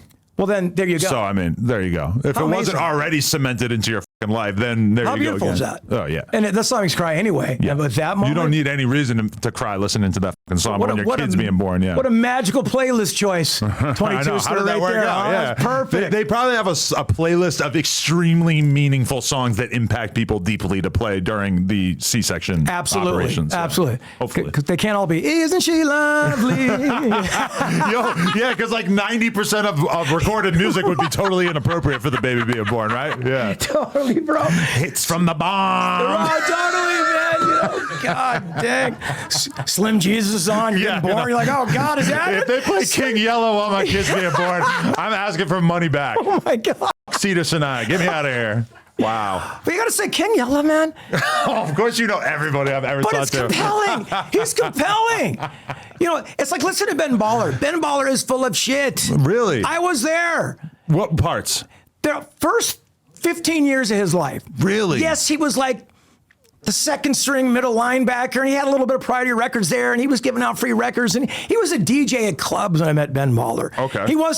He wasn't like mediating between Tupac and Biggie and making sure the shit wouldn't go down and saving the East Coast. But Ben's a hustler and a great guy. He's become this extreme jewelry superstar guy he is now, for sure. Not taking it, but his early history, he's got a little bit of a Vanilla Ice's biography, into it. There's a little bit of finessing but I never let the truth get in the way of a good story. But either. you get to do that as the years go by. Of course you Your do. story can be a lot more blurry. Change the narrative. Yeah, Why not? But he's extremely compelling. And just like King Yella's on your podcast, but you make everybody compelling. But anyway, so getting back to what I forgot we were talking about. Right. I mean, at some point I was kind of trying to transition into where exactly you were at in your life during the Sugargate that's right, the incident. Sugargate. Because it would appear watching that video that you were partying a little too hard at one point. Oh, dude, one point. Yeah. I mean, listen, dude, we started this band to have fun. I told you, we played parties, and it was a fun thing. It was never a business or professional thing. Right. But when you get in the professional world, you better start changing your attitude towards things. You want to stay there. And I wanted to stay there for a little bit, but I still like to party too. I'm an Irishman, I like my Jameson. I got the only job, you show up to work and there's 3 cases of beer, bottle of Jameson, Crown Royale. Right. Dude, what do you need? Yeah. And I don't want to be inhospitable. I want to make sure that people feel good about everything. And you know what I love And about I'm that throwing clip? a party. I am throwing a party when we play. Right. And when you're doing some of these podcasts, dude, you guys are drinking and smoking and having fun. Yeah. I mean, I heard you. It's 11 a.m., dude. I'm not gonna. I heard you doing that last Somebody one. tried to get me drunk at 11 a.m. the other day. Cole, Yeah. what's the guy? T. What's his name? I already can't remember who it was. Dude, and the dude, they were all tapping, they blessing the bottle. I never saw that. And I'm like, legit. Anyway. It was Gold Toes and Bands in them? No, it was, No, it was that wasn't another one that. after that. Yeah. It was some Remo Chicago- was here. I already can't remember. Yeah. Anyway, so they're blessing bottles. But Ben's legit. I love Ben, an old friend of mine. He was really good friends with our DJ. Okay. So that's how I know him so well. But all his Ben 2006 to 9, all legit. But there's a little bit of finessing in that. But everybody, tells a different story like that. Okay. Okay, so Sugargate. I look forward to Ben Baller reacting to that. But yeah. Ben, Okay. Ben, I love you. You know that, dude. We're old folks, man. Before you even say it though, the thing I love about that is that now you see celebrities behaving in a very specific manner, which is that basically we could go travel down Hollywood Boulevard tonight and you're not going to find any famous fucking people getting drunk in the bar. At that time, that was still completely normalized, so that a lot of celebrities hadn't really got used to what it was going to be like to be a celebrity, because social media didn't really exist at that time. The internet didn't exist. Yeah. Never mind social media. Right. The internet did not exist when that Sugargate, by the way, Sugargate all day. And that was one of the things I think made it go so viral over the last couple of years, is because I do not remember that shit at all. So to see a controversy that you do not remember at all, so it wasn't even in the media at all at the time, or? Well, here's the thing. Madonna was throwing a party that night. Okay. So it was like a pre-Oscar or pre-Grammy party. Just to let you know who I was running around with back then. Right. I was up there. And that's why all these, P. I feel like you're still kind of up there. No, You can probably hang out with Madonna right now, right? Nah. I've seen some people hanging out with Madonna that I didn't think were that cool. Well, thank you for that confidence. I'm talking about Adam 22. now. I'm the one that proves that. You know what I'm saying? But but the whole the Diddy parties and all the Illuminati, I never saw that. I saw that. I was partying up there, and I guess I wasn't cool enough to be invited, or thank God I wasn't. But my level of fame now is, there's dude, how you doing? We got you a good table. It's a very comfortable level of fame. I don't have to walk around with security or anything. Got to be a little bit of that in the late '90s, and I hated that, dude. Right. I'm a guy that goes to 7-Eleven, gets a coffee. What's up, bro? I don't like any of that shit, you know? So it's become a very comfortable level of fame. You're just, Right. oh, there's dude. And that's great. But then it was big. And so Madonna was having this party on Beverly. It was an Atlantic restaurant, never forget it, on Beverly Boulevard. And now I'm new to the fame game. And as I'm walking in, there's a bunch of like guys with gigantic video cameras, the kind you had on your shoulders. And there was a big light on them. And a bunch of creepy guys would hang around these video guys. It was like paparazzi before paparazzi, but they're all like kind of weird and creepy. Not all of them, but kind of autograph seekers, and especially with Madonna. There's value with her pictures and all that. So she throws a party, and Madonna gets down. A lot of gay folk hanging out, fun people. And I got tons of gay friends. I love gay people. I'm down with the community. Always have been. I mean, this is what's getting to what I'm talking about in that video. Right. So when I was walking in, the vitriol and the anger that's being spewed at some of my friends walking in there. Oh, so there's already that vibe going on. Which, okay, that's a context that nobody gets when they see that clip. Okay. And by the way, when I tell people this, it bums them out. Like, oh, you mean there's sort of like a morality clause? Oh, I thought it was just you being an asshole. And by the way, let me qualify this. I reacted like the biggest drunken moron, no doubt. Right. Not proud of it. I would take it away if I could, but I stand on business. What I was doing, what I was sticking up for that night. So I'm in there and I'm throwing them back, having some drinks. Probably doing other things that other people probably shouldn't doing out there in Los Angeles, California. You know what I mean? Yeah. So I'm coming out, and Madonna goes, "Mark, will you walk me to my car?" Now I'm like, "Oh, killer!" Like not even knowing what that meant or what it could mean. So I'm walking out. I forget about the bozos out front completely because I'm new to this world. I'm brand new. No one goes to the clubs I'd go to, and I'm pounding drinks, having fun with my friends. And so I walk around to the thing, and flashlights, bub lights, and hey, Madonna, is that your new boyfriend? What happened to Ricky Martin? I remember someone saying that, which is the irony all these years later, because Ricky wasn't out then. You know what I mean? And so I walk into the car, I give a little peck on the cheek, and I'm feeling myself. I'm like, oh, I'm hanging with Madonna. I'm Mark McGrath, Frosted Tips. Everybody's in, right? It's a gigantic party. You're in your ego era. Beyond. Yeah. And by the way, that just feeds it, man. And if you got a couple drinks in you, the monster's coming out and all that. So I shut the door. I start backing up traffic. Come on, make a hole, gentlemen. I'm doing all that bullshit. And so she backs up. She goes away. And when she's gone, smoke of her car gone. I remember, you fucking F word and this, that, and sugar gay. And I'm like, what? And then I just blacked out. I go, who said that? And me being the tough guy I am, right. I found the smallest guy I could in the pack and just got right in his ass and goes, you could smell my farts and I'll fuck your face and you'll never make it in this town. I think I was right about that one. Right. You know what I'm saying? And so I just did that and blacked out and that was it. And then I'm smart enough never to throw a punch. Then I'm like, I'm not a tough guy. I don't have to fight. Because, okay, the context of the video makes it seem like that dude just as a lone voice bystander just said, replaced Ray with gay, and that alone was enough to warrant this reaction, which that idea is way funnier and way more whimsical. Way whimsical. To the public, yeah. It's not funny the way I tell it, what happened. And some of the gay folks that were out front that they were yelling at were kind of intimidated and went back in. So I was just trying to use a little grenade, just trying to get people away. Because if you're the lone heterosexual, you got to stand up for your gay brothers who might not necessarily want to get their hands dirty. All day. And obviously, I don't know how to get my hands dirty, but I've said, I'm just going to try and just run a little shield here, you know? So that was what kind of went down. To me, it was just another night, but I forgot it was a Madonna party. There was a million people filming it and stuff like that. So what it did, it had a little bit of run at the Entertainment News, Entertainment Tonight, Extra, ironically, which I came to host a couple years later, and Access Hollywood. It was on. It says, Mark McGrath gets in a little scuffle, but they couldn't show anything because it was so, it was network TV. So it was that, had a little run, embarrassing, gone. Forever. I'm like, that was my little thing. No one's ever going to think about it again.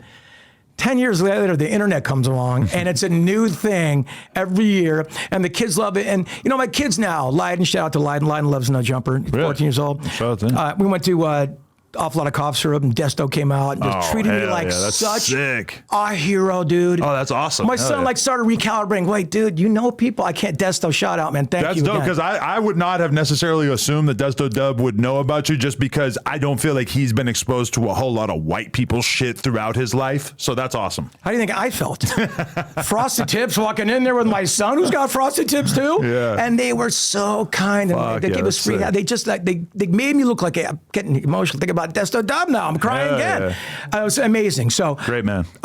So that was kind of happened. That was over.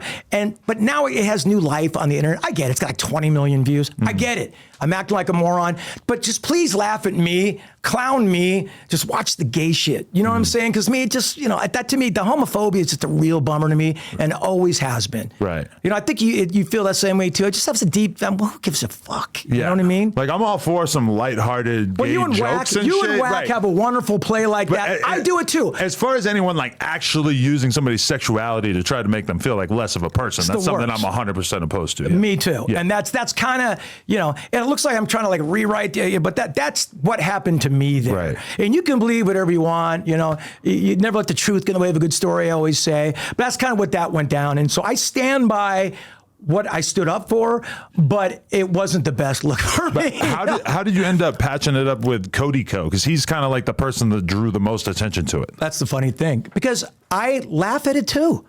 I go, bro, you killed me on that, dude. That was the best breakdown of that video I've ever seen. Shout out to you, my friend. You know what I mean? And he hit me. He goes, I thought you'd be mad at that. I go, how can I be mad? It's funnier than hell. I've been laughing at myself my whole career. I understand that that's funny. It's me. It's embarrassing. You know what I mean? I regret it, but it's what it is. It's gonna be this thing that doesn't go away. Right. It's David Hasselhoff eating a cheeseburger wasted. Because even if it goes, like, if we don't hear about it for 5 years, it's coming back. That just increases its power. Without a doubt. Yeah. So you're welcome. If the day that you are no longer with us, that'll be the first will be the day that video gets the most views. And if you don't play it, Adam, I'll be so bummed at you. And you heard it right here. But, it's interesting. It's had a weird thing where it's kind of kept me around. And not to say that all press is good press, but there is a little bit to that. There's a little bit of a troll element to this whole life, and I hear you talking about a lot of people.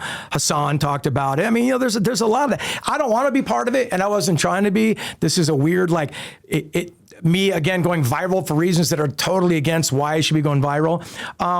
But so my kids now are seeing it, and that's a bit regretful, like having your son see your dad act like a moron. But it's a teaching moment. You know what I'm saying, dude?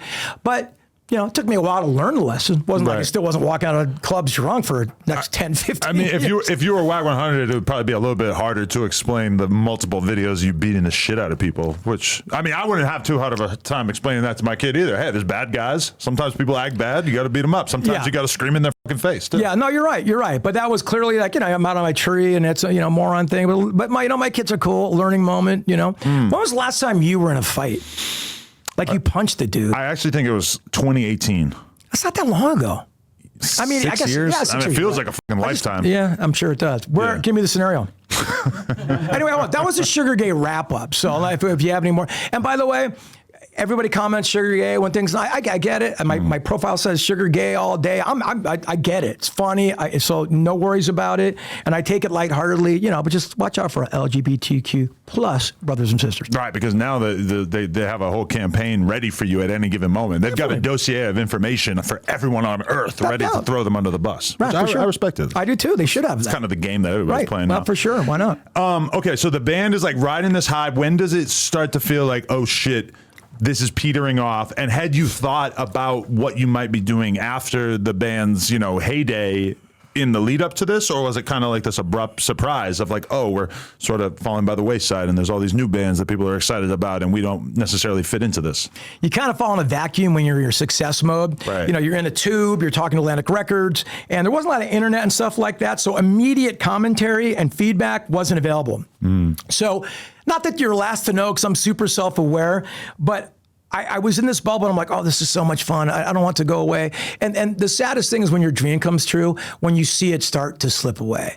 Like I could imagine an athlete, going, oh, my fastball isn't 95 miles per hour anymore. I got maybe 6 more months left. It's very sad. I always say, people always say it's sad to see musicians growing old. Oh, you're getting fat, you're losing your hair. But I promise you, Michael Jordan would be playing tonight in the NBA if he could. Right. It's your dream. Yeah. You know, we get to grow old and it's sad, but don't worry about us because we're doing something about what we love. Right. You know? So I saw it coming when the Strokes and Interpol and that lo-fi, cool New York, which probably was the last scene. You know, the LCD sound systems were coming out. And I'm like, ooh, the landscape is changing. The Third Eye Blinds, the Smash Mouths, Everclears of the world were starting to fall out of favor. Alternative radio starting to fall out of pop a little bit. You know, the pop, the hip, the Ja Rule world was really starting to take over the pop landscape. So you could see it in front of you, and you just start breathing your last gas, and you start chasing your tail. You're calling Pharrell and the Neptunes, going, "You got anything? You got anything for me?" You know, you're trying to stay. We need something new, and that actually happened, believe it or not. They didn't send you anything? Oh, they sent us something, and it's a really great work out? story. We show up to the record plant in LA, and Pharrell's got 5 rooms working, and he was with Chad at the time, so they were the Neptunes, but it was Pharrell's show. Okay. I think they were suing each other or something crazy. Oh, really? Hey, forgive me if they're not, but passing off bad I actually information. don't even know about that. I think there's a little bit of legalities going on, but forgive me if I'm wrong. Okay. So he's working on 5 studios. There's Mariah's over here, Mystical's over here, and Snoop's over here, and Little Sugar Ray's over in this corner, and a little bit of a smaller studio than everybody else, right? Ours wasn't catered. And Pharrell comes in and goes, "I got a song for you." And I'm like, "Yeah, that's great, but Pharrell, we want to write a song from the ground up, man. I think us and Sugar Ray and you, man." And he just signed Supercat. That's the irony. He just signed Supercat, so he wanted to work with us. Wow. He goes, I got a song for you. It's called Here She Comes. It's great. It's you. We're not going to write it. This is yours, blah, blah, blah. We did the song. We finished it, and I'm like, I don't know if I love this. I mean, I want to love this. I don't know if I love this. And so it's a Neptune song, so you must love it, right? They're all amazing. And so we played it for the label, and they didn't go, "I don't know if this is you." And it was more Pharrell singing over us, and he's got such a wonderful voice and so talented that I couldn't mimic his voice and style. So it didn't make the record. Okay. And we said, let's go back to what we do. We wrote one more song called When It's Over, which got to the top 10. Before I get to that though, I talked to Blink-182 about 8 years later, and they had a Neptune story. They worked with the Neptunes because they were trying to change. Everybody was trying to stay in. There was a time period where absolutely everybody felt like they needed Pharrell to We were to all continue to waiting in the exist. water. Yeah. Going, we need something else. Is Scott Storch available? No. All right. Does you know I'm holding? No. Okay. Anyway, it was the early 90s. Right. But Blink-182 goes, yeah. And so, Pharrell gave us a song. It was called Here She Comes, you know. I go, that was our song. So he was just trying to you write, I've got 7 things going on here. Just take. So I mean, you get that feeling when you go into Lululemon and they're trying to sell you something. Oh, yeah. And you're wondering, is this the thing that you're having an extremely hard time selling? It was the joggers that gather at Lululemon that no one wants that Pharrell was trying to sell to us, bro. Wow. And so I thought it was hilarious about that. I don't know if that song ever came out, but so on our own, we got the song When It's Over, and it was the last song that made the top 10 in 2001. So we had this last gasp, and record didn't do so hot. It came out at the top 10. Ironically, it was our first top 10 record. We had records that sold consistently, like 50. It's crazy to think about it now. 50,000 records a week, for like 30 weeks in a row. That record sold 106,000 in the first week, got to number 6, and then jumped down to 48, and then made its way out. When It's Over got to the top 10. But we were done. But it's always funny when you hear that now, 106,000 first week, and the band was basically fucked when it's like 106,000 now. Right? And the first week is like incredible. Yeah. It would be insane. That's like Drake numbers now, 106,000. Probably almost no rock bands. What at did that. Gunna sell? I think Gunna ended up selling like 96K first week, which is extremely good. Which is insane. Shocking, yeah. Right. And that's what we sold in 2001. And we're so excited, But it's funny because on the Wack podcast, we were talking about it as if it sold 60K first week, which still super impressive, but less than his other album that came out before. But then it ended up being that the conversation that we were having was basically useless because he actually sold like 50% more than we were talking. But you were right at the time to think that. I mean, who thought it was going to sell more than the first record? What, sold 80 something the first one? It actually did sell more, which is crazy because the first record, since he had his whole case and everything, was the one where he was talking about the snitching shit and it had a #1 hit. So it's got the strong narrative and it's got a big hit. Basically, all you can ask for when you're trying to push a record. You're right, which is interesting too, because he was a street guy. Yeah. So 6ix9ine, street guy, I don't know. Yeah. Gunna, real street guy, no one cares. Yeah. So where's the snitching end and where's the stop? And some guys, if they snitch, it's over. You know, but less like now than G-Face, before. dude. G-Face is done. Fuck, dude. Come on, G-Face. He's gonna call me like, "Hey, tell that motherfucker Mark McGrath I'm looking for." No, G-Face, man. I told I'm an old man. I'm an old tuna, dude. I'm an old tuna. Holy shit, I'm a whole tuna. What the fuck? Turned up non-affiliate. Yeah, I know. Come on. I've been waiting to drop How that has he one. wormed his way into my brain this deeply? What the fuck? How about me? That shit worms its way into I my feel like brain. the average person in the Reddit does not have as encyclopedic a knowledge of what's going on as you. That's insane. By the way, the No Jumper Reddit is my favorite. And you got my me on God. Cali Bangin' too. What's the other one I need to hit to? Chiracology. Chiracology. So if you follow the jumper, Cali that's- Bangin' and Chiracology. That's a triumphant of greatness on Reddit. Yeah. So that was it for Sugar Ray. We saw it going down, and like I said, Interpol, those bands were starting to take over the rock world, and bands in our fraternity were starting to be out. Every 5-6 years, records, the music industry recycles itself because kids don't want to listen to what their older brother and older sister listen to. Technically, they do it first, and they want to find their own shit. And so that's kind of what happens in music. We all swung for the fences. We all wanted to be those legacy bands. We all wanted to be AC/DC. We all wanted to be the Eagles. And you laugh about it now because you're thinking I'm in Sugar Ray. But I will tell you this. I'm the last guy to big up us. And I'm proud of the songs we wrote because we have legacy songs. And I'm grateful that those songs take me around the world. I make a better living than I deserve to. And able to take care of my 2 kids. And so I'm super grateful. And I still get to do something I love. For sure. I tell my kids that every day, man. But did you guys formally hang it up at a certain point? And were you already kind of like aware of the fact that you might transition into being like a host and doing all this other shit? You know, if you could chew gum and read the monitor, you could host some things for MTV like Jock and Rock or Sport Jock Rock or MTV Movie Awards. And, I had a little thing where I could do that. I could read the thing, coming up next, J-Lo and Christina Aguilera, and all that shit. I could do a little bit of that. And a lot of bands were still on that, like, this is lame. And I'm like, I'll do it. I don't care. This is fun. Right. Had no idea it could possibly lead to a career. So in 2003, when our record after the last one, after the top 10 record, we made one more because, our record was in the top 10. The label wanted another record. We made a record called In the Pursuit of Leisure that did nothing. That did absolutely nothing. And then we knew it was the writing was on the wall. Label was still fired up on us, still wanted, a band like us in the 70s would still be making records today for Atlantic Records. On the way, you had 30 chances till you got a hit record. And if you had a hit record, they give you another 30. Right. This is different. The record industry was different back then. Because I'm always fascinated by that with rock bands in general, because I'm a massive fucking Weezer fan, which I know you've worked with Rivers before. River, God, but when you really go through the catalog, it's kind of insane to see the peaks and valleys of like them kind of having such unbelievably classic projects, and then as time goes by, like some of them kind of fall by the wayside, but then they'll have like really fucking good ones. And then, but like if you're going to be a rock band, you got to just sort of ride that out, which is like rap doesn't really allow you the time You can't to ride. do that. Like No. that's not happening. Like No. as you put out one bad album, we are done. And you age out in rap quickly. Very like quickly, Plies yes. is already on the classic rock hip hop of the Plies is already done. Like he's considered a classic dude. Like I still think he's young and fun and like they. Well, maybe not. No, yeah, he's definitely a classic. By artist, G-Face, so I was it's just funny, kidding, dude. That's just not bad. Yuri, sorry, bro. Yuri.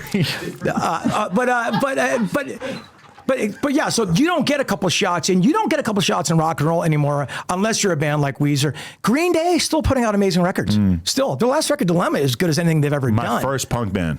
93, 94, Dookie. That was it. That was like the first non-rap shit I ever liked. By the way, you're not alone in that because punk rock was not a commodity before Dookie and Smash by Offspring. Punk rock was underground. I remember listening to Black Flag like in '82 in my room when I had the gigantic Bose headphones on. My dad walks in, he goes, "Turn that crap off. This will never be popular," And I was only playing it because my dad hated it. 10 years later, it's the biggest music ever, but. They just made it palatable to a whole new audience, and punk rock took off. So kids like you, it became part of your DNA and led you to the Toby Morses and H2O, the Danny Diablos, Totally. Freddie. What the that's insane. All the fucking punk rock interviews I've done as well. That's because you're an East Coast guy. You got to check out this band Slaughter to Prevail that I interviewed. Dude. Oh, you already? What's wrong with you? Dude, this is crazy. What's wrong with you, dude? How rad is that dude, man? Sick, He's right? such a likable guy. Did you see what he does live when all the music is off?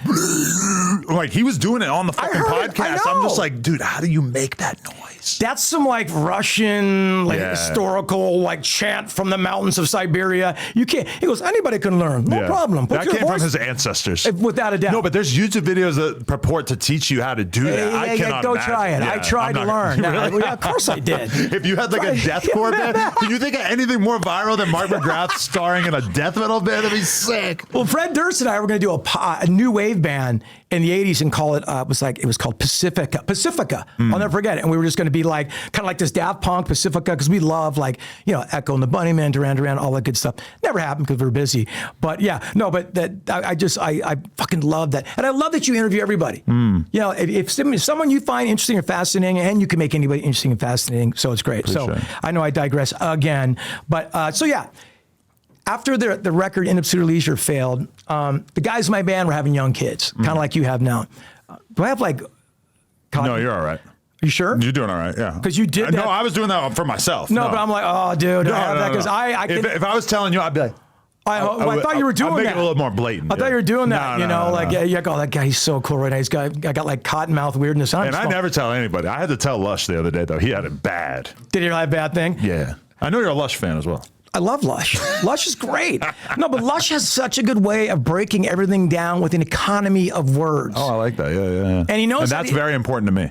It's huge to you. Yeah. Because the one mic philosophy will drive that. Nothing drives you more insane than that. Yeah. And I feel like a little bit of one mic. I kind of broke the protocol a few times. No, but when you really, really come from like a writing background, it can be really hard to deal with podcasts with people who just repeat themselves over and over and sort of like take 5 minutes to get a certain point out. Truth is in the details. It's not easy to fucking deal with that. So that to me is like a huge thing that I don't like. Well, I like someone who can get their point across with extreme efficiency. Well, I am not that guy, but I do it with passion, I think. Because I have so much passion for things that I try and make them all fly out of my mouth at once, which is probably not the best idea. I mean, you can see the tangents we go on stories. Sometimes that's compelling, sometimes it's not, But I always try and bring it back around. But being a podcaster, being able to elaborate and to freestyle and to just sort of go off of a topic and see where it leads you, I mean, that's like a huge important gift as well. Yeah. Well, it's something you do all day. Just being efficient is not always the best thing, because then you might have like a really good 25 minutes and you might be wondering what the fuck you're doing for the next 2 hours. Yeah. But Lush is great at that. But your whole crew, your whole team is amazing. Appreciate it. But yeah, so then because of like doing a couple things for MTV and VH1, a lady at Extra called me. Lisa G was her name. She's a legendary figure in the entertainment news business. And she said, come in for a meeting. Because my manager, you ever heard of Harry Fraud? Yes. Musica de Harry Fraud. Amazing. Coke Boys. Did you grab me my Postmates? His name's Rory Quigley is his real name. Okay. His father, Chip Quigley, was my manager for 25 years. Right. So I saw Rory being born. I saw the whole thing. And so Chip was my manager, and he goes, listen, dude, since we're going to calm it down a little bit, because some of the guys had young babies and kids, they didn't want to make another record and tour again, which I understood. Right. And so Chip called me up, my manager, and said, look, there's a lady here at Extra wants you to take a meeting, because I don't do auditions. They knew I wouldn't do an audition. I would never go, because I'm just so stale. Auditions are like, like doctors' rooms, and they're so stale and weird, and it brings out the worst of my personality. Right. Hi, what a sweet dog. We actually didn't have to deal with this little bastard for an hour and 20 minutes there. I'm kind of bummed. He didn't make any noise or anything. He was out there hanging Ralph, out. what's Or was he just sleeping in here? Oh, he was just laying right there. But look at the kind. He usually makes a noise or something. Great guy. But I know he, I know how Ralph gets down. But this is his move. He just comes over here and sort of just like puts his head in this place. I've got dogs. I love dogs. By the way, I can name 100 dogs I like. I don't know if I can name 100 people I like. Really? You know what I mean? I can, but I really love dogs. As I get older, my threshold for appreciating a dog goes up. Yeah. Did you have dogs growing up? No, which I think is the problem. Yeah, for sure. And I see how my kid is going to be better adjusted because she's grown up around the dogs. Yeah. It'll be a profound love for something other than family, which it's just a good teaching moment. Yeah. And the dog will run into her in the yard and send her flying like 3 feet to her ass. So yeah, which is they mean it with love. You know, toughen that's her how up they a get little down. bit. That's how they get down. Yeah. So I'll try and make a really long story longer. So I reached out to Extra. They reached out to me. I went for a meeting. And I met this lady. We were kind of vibing. She goes, are you interested in hosting an entertainment news show? I go, I've never thought about it. She goes, well, let me bring it down to the stage. And I was so not caring and just thinking it was a meeting that I was so relaxed and didn't give a fuck.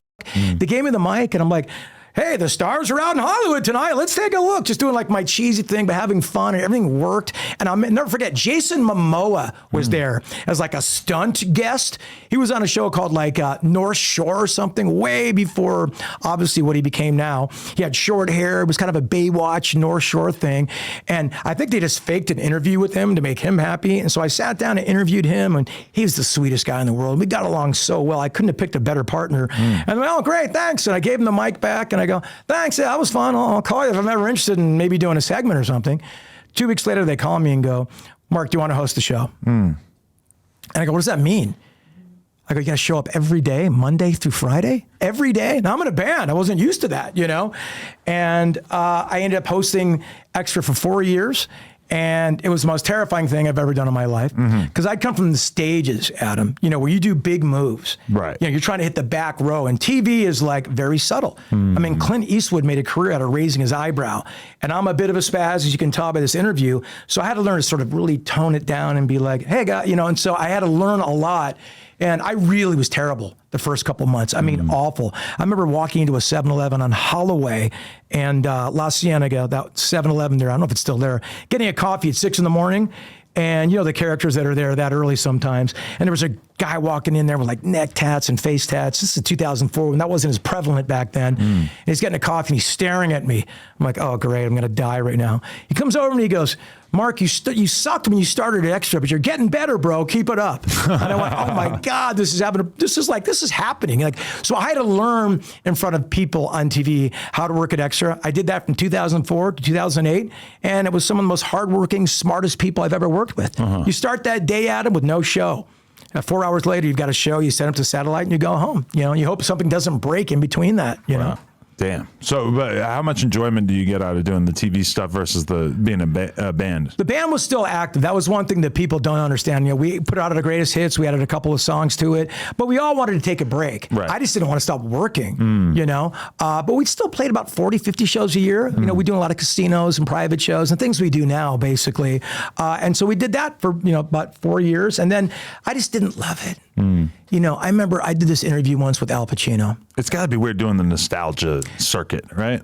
But it's just weird when you've got people come up to you and going, dude, what are you doing here? Like, I'll remember Jon Stewart just goes, dude, I thought you were a rock star. What are you doing here? And I kind of went, I get on a little bit of my soul just went, I go, well, yeah, but it's over. And I'm trying to find something. And he, you know, it's just, but the craziest thing, Adam, was Al Pacino. Right. I love Al Pacino, right? How can you not? Iconic American actor. He's doing a Shakespearean play at the Pasadena Playhouse. Now we're Extra. We're Paris Hilton. We're Lindsay Lohan. We're Britney Spears, you know, flying off the rails. That's what we're showing. We're never going to show Al Pacino's new theater, Hamlet, at Pasadena. But they finesse him into getting me to go out there to do a line of questioning for him to get him to ask him a question. So I go out there like a moron. I ask him about 12 things about the play. Hey, when you're doing Hamlet, and he's wow, when they're doing, and he's really into it, you know. And I know I've got this question I got to ask him, and it's like my insides are dying. And I go, hey, Al, you know, we're Extra, you know, and our fans want to know this. What do you think about Britney Spears and Kevin Federline breaking up? And I hand him the mic and he goes, you're better than that. And walked away. And I just, you know, like the Wicked Witch and Wizard of Oz, it just kind of melted on the carpet. And I went, I'm just not, this is too much talent for me. I'm not built for this. But that's kind of like a great technique if you want to get something viral, is ask like the best question of the moment to the worst person who's going to have like a totally irrelevant perspective on it, and that is kind of inherently viral. It's the OG viral way, because I'll tell you why. You know what Extra did? What? Tonight we got Al Pacino. We got his thoughts on Britney and Kevin breaking up, and you never think that. And they go, well, Al was a little shy to tell his real thoughts, but make sure you see, you know what I mean? So it was it's the early days like viral hits like that. It's funny you say that, and very intuitive, man. Wow, that's fucking hilarious. So yeah, I did that for a while, and then went back to the band kind of full time. And, you know, Extra gave me this set of tools in my back pocket called hosting, which I can bring out when CNN's doing a, you know, thing of the 90s. Or I hosted Don't Forget the Lyrics a little while, and Killer Karaoke. That was Steve-O's gig. That he was too crazy for Killer Karaoke. So they got me in there. And I hosted a radio show on Sirius XM. You ever used to do Whippets? I never did with the Whippets. Steve-O?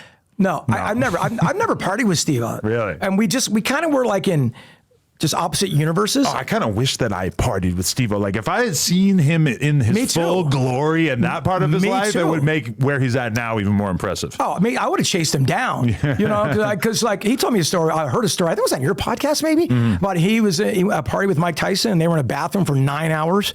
Him and Mike Tyson for 9 hours in a bathroom. So yeah, I would have chased down Steve-O back in the day, but to see what he's done now and become this like monster, like stand-up and podcaster, it's just been great, man. Good for him. Kudos. For sure. Okay, so I'll put a narrative out there that I heard about, and you tell me what the real version of it is. Please do. The narrative was you got sued by the other members of Sugar Ray because you were demanding $10,000 an appearance per performance, as well as you wanted to fly first class and you wanted them to fly coach or, you know, economy or whatever. I'm guessing that this is not 100% how you see it, or how did this actually play out? And how far did this lawsuit actually go? Well, I wanted $20,000 to show, and I thought you were going to try to play the humble card. And I wanted a private jet. You know, look at this. This was someone doing a scorched earth lawsuit on us after 23 years of being originally together. Oh wow! So he's an original guy. They were original members, and they both left at different times. Burned the house down on the way out. Basically, which is the reason why you will never see the original Sugar Ray get back together. But the good news is no one cares. Right. Hey guys, the original guys are getting back together. Yeah. You know what I mean? It's not like the Eagles are getting back together.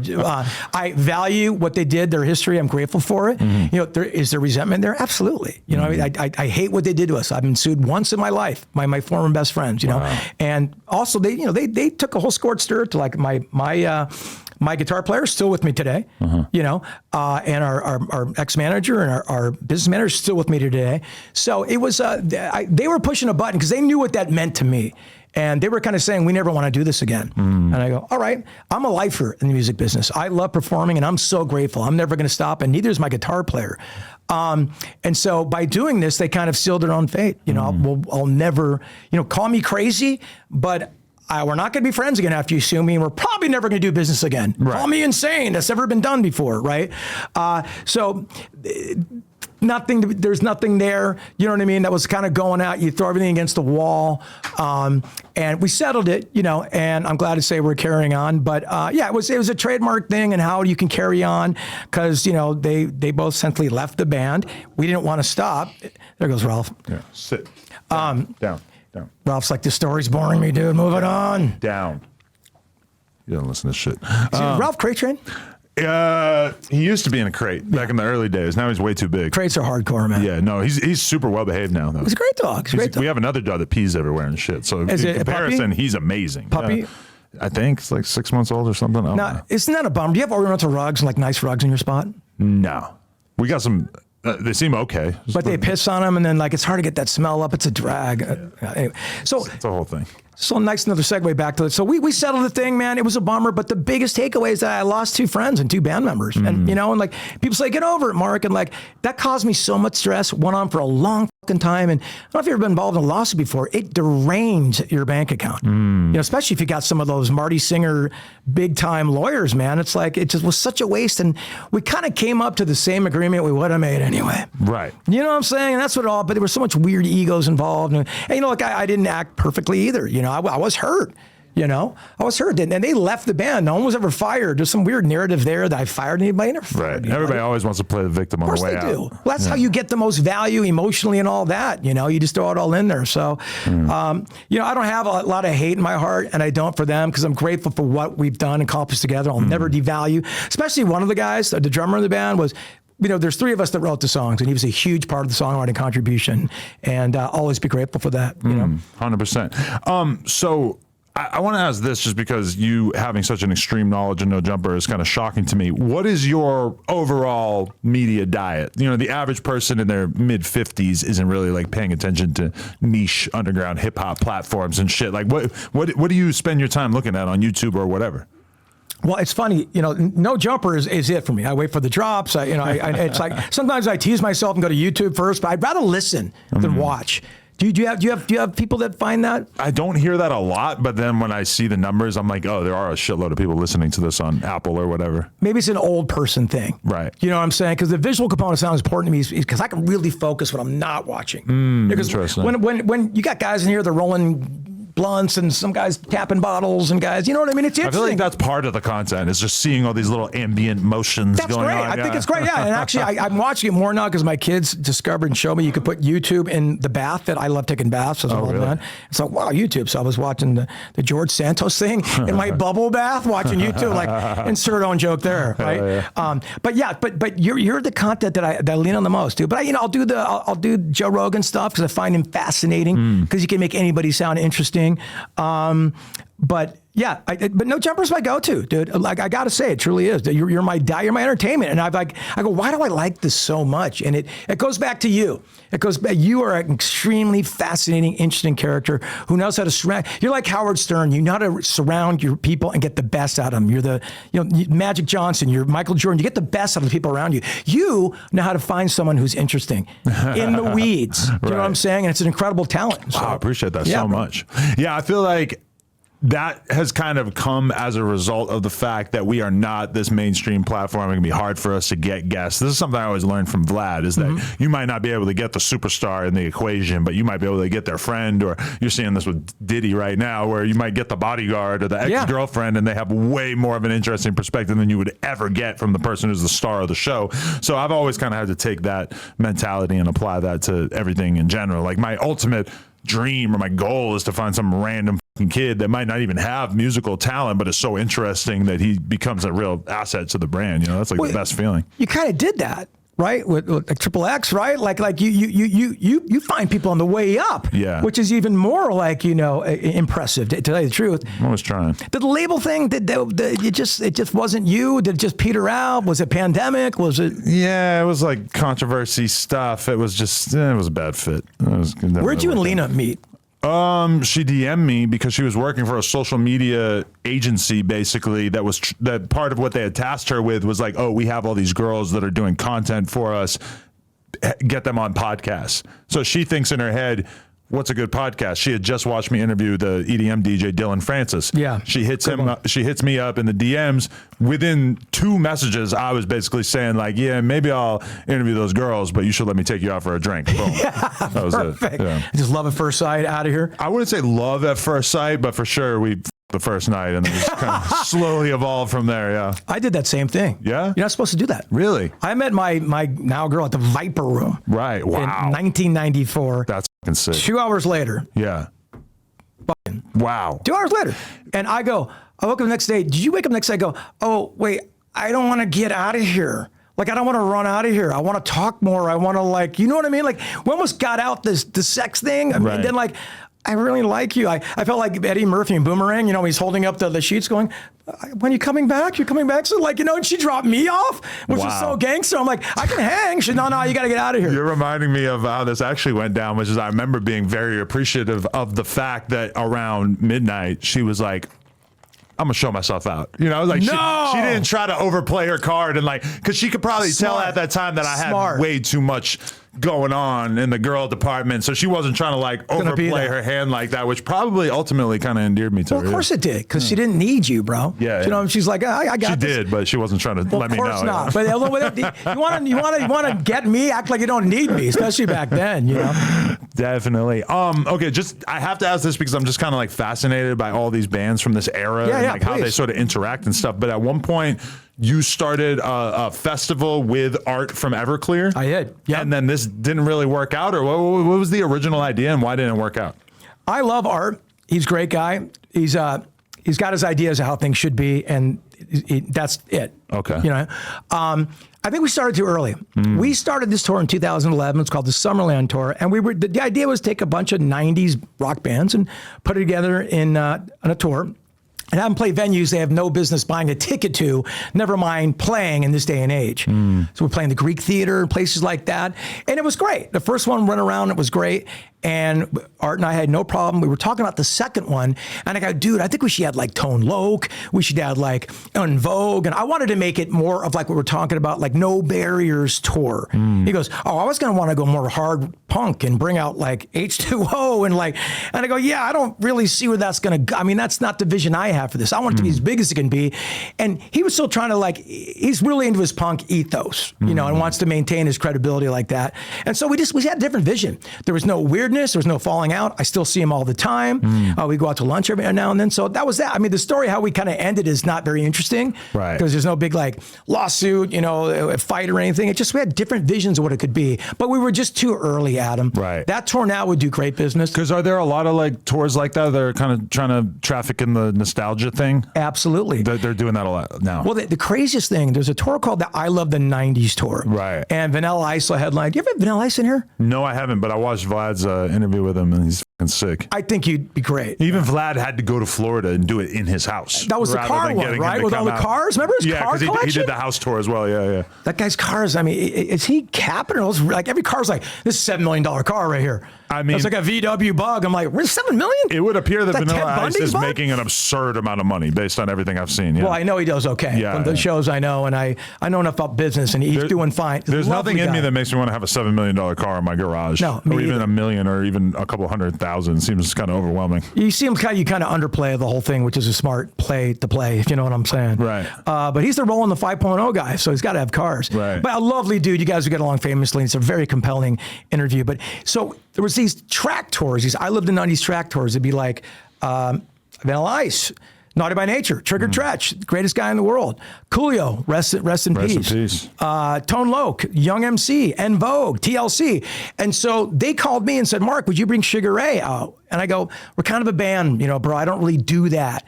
And he goes, well, would you do it to a track and a drummer? And I'd never done songs to tracks before. And I go, no, I don't feel good about that, especially calling it Sugar Ray. Right. Because I don't want to mix up they don't want to give anybody that confusion of what they're getting if you see Sugar Ray. Legally, are you allowed to perform as Sugar Ray and it's just you and a backing track or whatever? I can do whatever I want as long as I satisfy the terms of our deal. Okay. We all own the trademark, if that makes sense to Okay. you. As being as opaque as I can. Got it. But I can be Mark McGrath of Sugar Ray and do anything. Right, and do right. nothing. So what I did is I took that and a drummer along and it became a whole new side hustle for me. And now I'm playing the Kia Center again with, the TLC and Naughty by Nature. And it's so much fun doing 4 songs and it's all hits. And it was just crazy. The tour went crazy. But for some reason, they can't figure out that 90s tour, that kind of mid 90s, like the Gin Blossom, Sugar Ray, not the star bands, but like that little thing you put 4 of us together. We just can't do it for some reason. Really? What? I don't know the audience is just not fully locked in or what? I think that might be now. It hasn't been done in a while. I think the timing was just a little bit off, but I think that it would be now. But you think if you had Smash Mouth, Sugar Ray, rest in peace to Steve. Yeah, right. Tonic, and Better Than Ezra. That you could put 4,000 or 5,000 people. And you probably could in the Greek, but you lose the momentum in between the flyover states. For some reason. And a lot of us do the pierogi fest and the zucchini fest of the world. So we're all doing some good business. Right. That fair money, man, the casino money is good stuff. So, good. So I guess what I'm trying to tell you, Adam, no one's cracked the code how to make that 90s tour because every other decade's figured it out. 50s, 60s, 70s, 80s. No one's done it. Besides, I love the 90s, but that's only track artists. So I'm going to work on it until the day I die, So do you wonder about or worry about the overall health of rock music in general? Because there's been quite a few people who've said that rock music is dead. Sometimes you see things popping up that makes you feel like, oh, okay, there's still interesting stuff happening, but there's definitely reasons to fear that maybe rock music's never going to really reach the level that it once was at. I think you're entirely right. It'll never be Led Zeppelin and Boston and Aerosmith anymore because you don't have a machine behind it to put it out there anymore. That machine being a record label. And that's the good news and the bad news. Because anybody can do it now, and you got to go find it. And there are bands that kind of peek through, like, Greta Van Fleet, sneak through. There's the Struts that are doing a thing, but they're all backed by a machine. I've yet to see a band really take off and sustain a career. That's the caveat there on the internet. Have you? It's limited, for sure. Okay, name one. I don't know. Yeah, so I just haven't seen that yet. Now, rock and roll is becoming like jazz. It's a niche thing. You know, remember, jazz was the biggest thing in the world in the 40s, 50s. It was the top seller. Sometimes I want to communicate to some of my hip hop friends, but I don't even really want to go down this wormhole of like, bands live are so much better on average than rappers. Like hip hop has a culture, for better or for worse, of doing very little when you go on stage. And that is not an option when you're a fucking band. Like, it has to be everybody just going crazy together in unison. When I think of all the hardcore and punk shows I went to growing up, is like some of the greatest moments of my life. Very, very few hip hop shows in my life that have come close to matching that energy. Astute observation once again from the 22, sir, because you're right. And you want to know why? Malcolm Gladwell again. Where are the hours of playing live? You know, these especially during the SoundCloud era and the drill stuff, a song comes out. I just made the song yesterday. It's 10 million copies, and now you want to go on clubs. They don't know how to perform. In a band, you're performing in a garage. You're playing. You have not lived until you played in front of nobody. You got to eat the hours. That's how you learn to perform. That's how you learn to deal with obstacles. Nobody being there. Hecklers. That didn't work. Moving on. Not giving a fuck. You know, and there aren't a lot of like local hip hop shows. I mean, there's some. I see it out there. I get it, but not like the hardcore scene is, man. I just saw a Nardwuar interview with Jack Antonoff, who was saying that part of his armor as a person and as a performer is the fact that he toured in his band as the headliner and had to be completely fucking dead. You know, like the situation where all the other bands leading up to you are better than you performing. Yeah. And I was like, that is something that will toughen you up beyond repair, even though I'm sure he's probably never going to have to worry about that again. And he had a lot of money in his pocket and he was bummed out. You know, he's okay. You know, but that Bleachers thing, I saw them early. He was okay. Look, one of the biggest rock stars in the world, Chris Martin. It took a while for him to find his Bono. You know what I'm saying? Right. He used to get out there and Coldplay behind a piano. It's kind of, you want to go to those stadiums, you got to be a rock star. You got to touch the back the room. You know, you got to really perform. Alicia Keys style, fucking rock star. You know, they put in the work, they put in the hours. And a lot of these kids say, careful what you ask for. And again, getting back to sustaining it. If you can't bring it live, you might not have a career forever. Right. Do you know what I'm saying? This put your hands up thing, we're done. We're done. There's got to be something new. Right. That's just a real fail-safe, you know, go-to. I do that shit live all day. Right. But you got to figure out something new. You got to figure out what works for you. And just going out there and act like you don't give a is not going to work for everybody. No, it's not. Can't all be Liam Gallagher. You know? Right.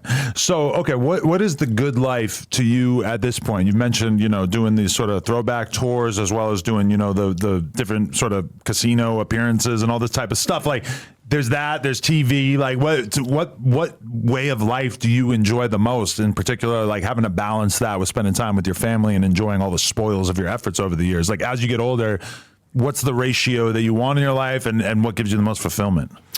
I think once you become a dad, for me personally, that's what I lead with now. I'm a dad first. Right. That's me. And your kids are what age? They're 14. I have 14-year-old twins growing up in the Valley. Right. You ever seen Euphoria on HBO? Oh, I hope it's not like that. Oh, I'm battling.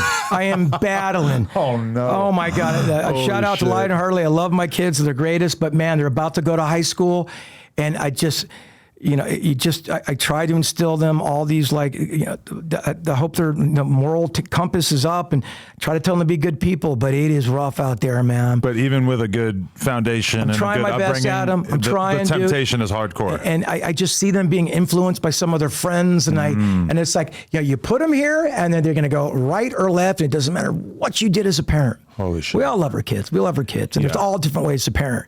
You know, I'd never judge anybody's way of parenting. But that's why it's so fucking heart-wrenching, is knowing that right now my kid is 3.5. I get to control nearly everything in her life. And as a result, it's been amazing to see what an incredible spirit she can become because of the fact so beautiful. She hasn't had to deal with anyone bullying her or being mean to her or anything like that. Like, that's completely fucking foreign to her. But then you're meanwhile at the part where you're giving up control and you're realizing, I'm not going to be able to micromanage every detail of their life going forward. Adam, it's going to break your heart when you're close. The kindergarten, preschool, there'll be someone that's going to say, I don't want you to play checkers with me, or the hell they do. Right. Checkers, I'm 56. Checkers. You know, and then they come home and then, Daddy, someone broke my heart. And like, be prepared for that. And I'm going into like boyfriend and girlfriend territory too. Wait to that. But we're also the first breed of generation of parents raising kids entirely on social media. So the bullying follows you home. You can't get away from it. I mean, the amount of kids that are so depressed and that are cutting themselves, it's terrifying. Really? It's unbelievable what's happening out here. I believe it's probably manifested more out here in Los Angeles, I'm guessing, but from what I'm hearing, it's just a nationwide fight. We're Lewis and Clarking this parenting shit in social media, and especially coming out of the pandemic. Now, your daughter's young enough, so she's probably not going to remember. Well, she won't remember.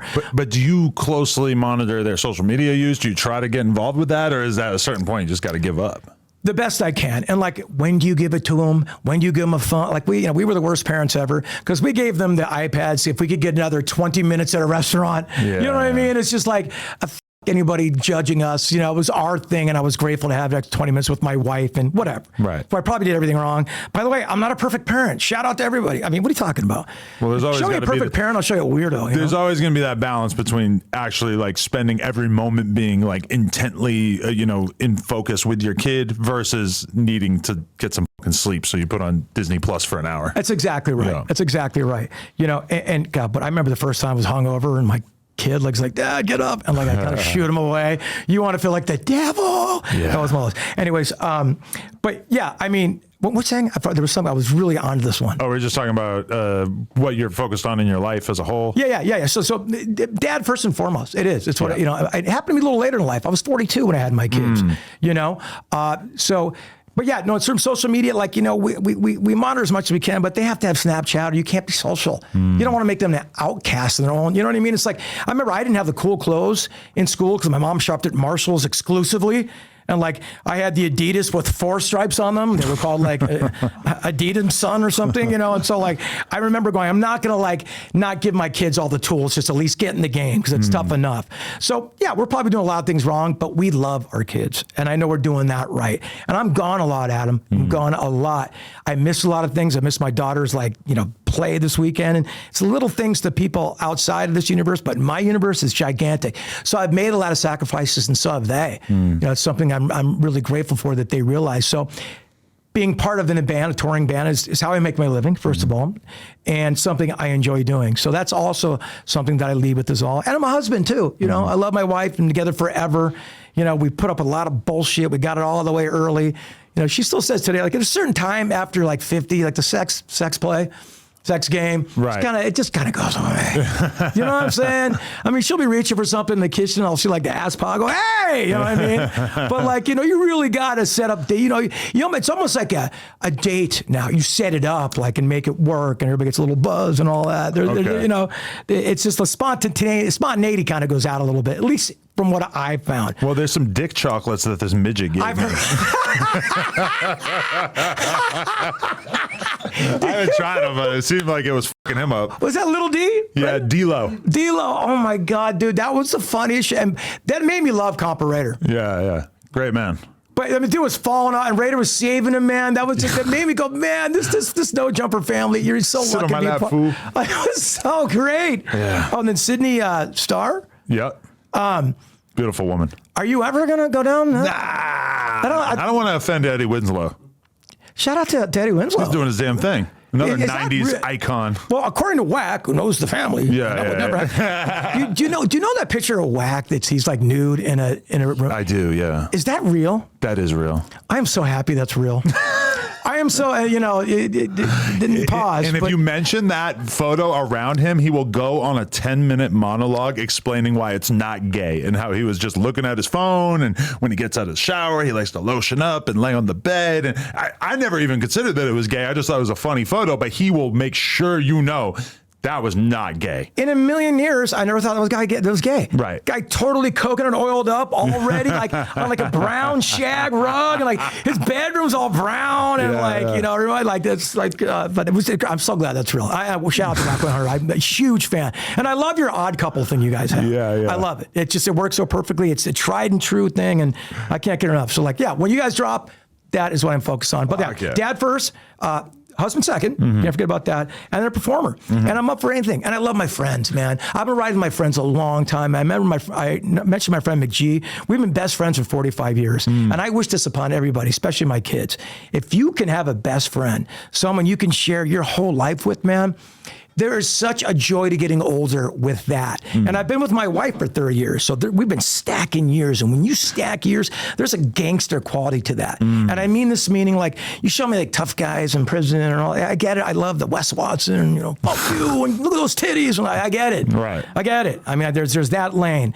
But when you stack years with people, man, that to me, showing up every day, doing the boring shit that's not applauded, doing the boring shit that's not getting on No Jumper, that to me, there's a lot of gangster dads in the valley just showing up every day, doing everything right. That to me is a salute. Yeah, wow. I love hearing you say that because like yesterday I felt a little bit of that feeling. I get into the house, I could tell my wife is a little bit annoyed by the fact that the cleaning lady called out. She's over here doing the dishes, you know, she's dealing with all this bullshit. And I get home and I got all my own shit going on. I got a million fucking things that I could be just like talking about myself. And instead I just snap into like dad mode and I'm like feeding the dogs and taking some shit, taking the trash out, doing all this shit. And it's like, I do take like a serious amount of pride in just being a good, solid partner and dad at a certain point. And I feel you on that because it's like you are operating this little fucking business that's going to go that is way more delicate than an actual business, without a doubt, because this employee could get up and leave at any given moment if she ain't feeling your energy, without a doubt. And you also live with that energy as well. And you go home and just don't even, you just tap in, you don't even ask, right? I mean, that's that stuff I'm talking about.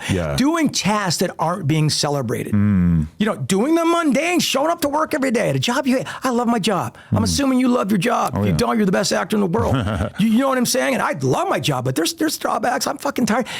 There's just nothing more exhausting than talking to someone for 90 minutes, keeping the energy up, getting your brain working. You do 3 or 4 days. I hear you say like, dude, I'm tapped, Wack. I did 4 interviews today, dude. This one only needs to be 3 hours, okay, bro? You know what I'm saying? So it's amazing what you do, and then go home and then also service your wife and, you know, your kids too.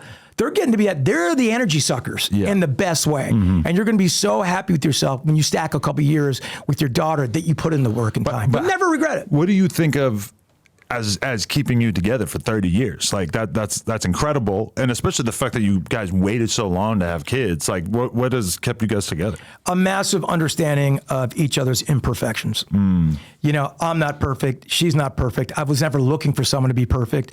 You know, we cheated on each other. We've been shitty to each other.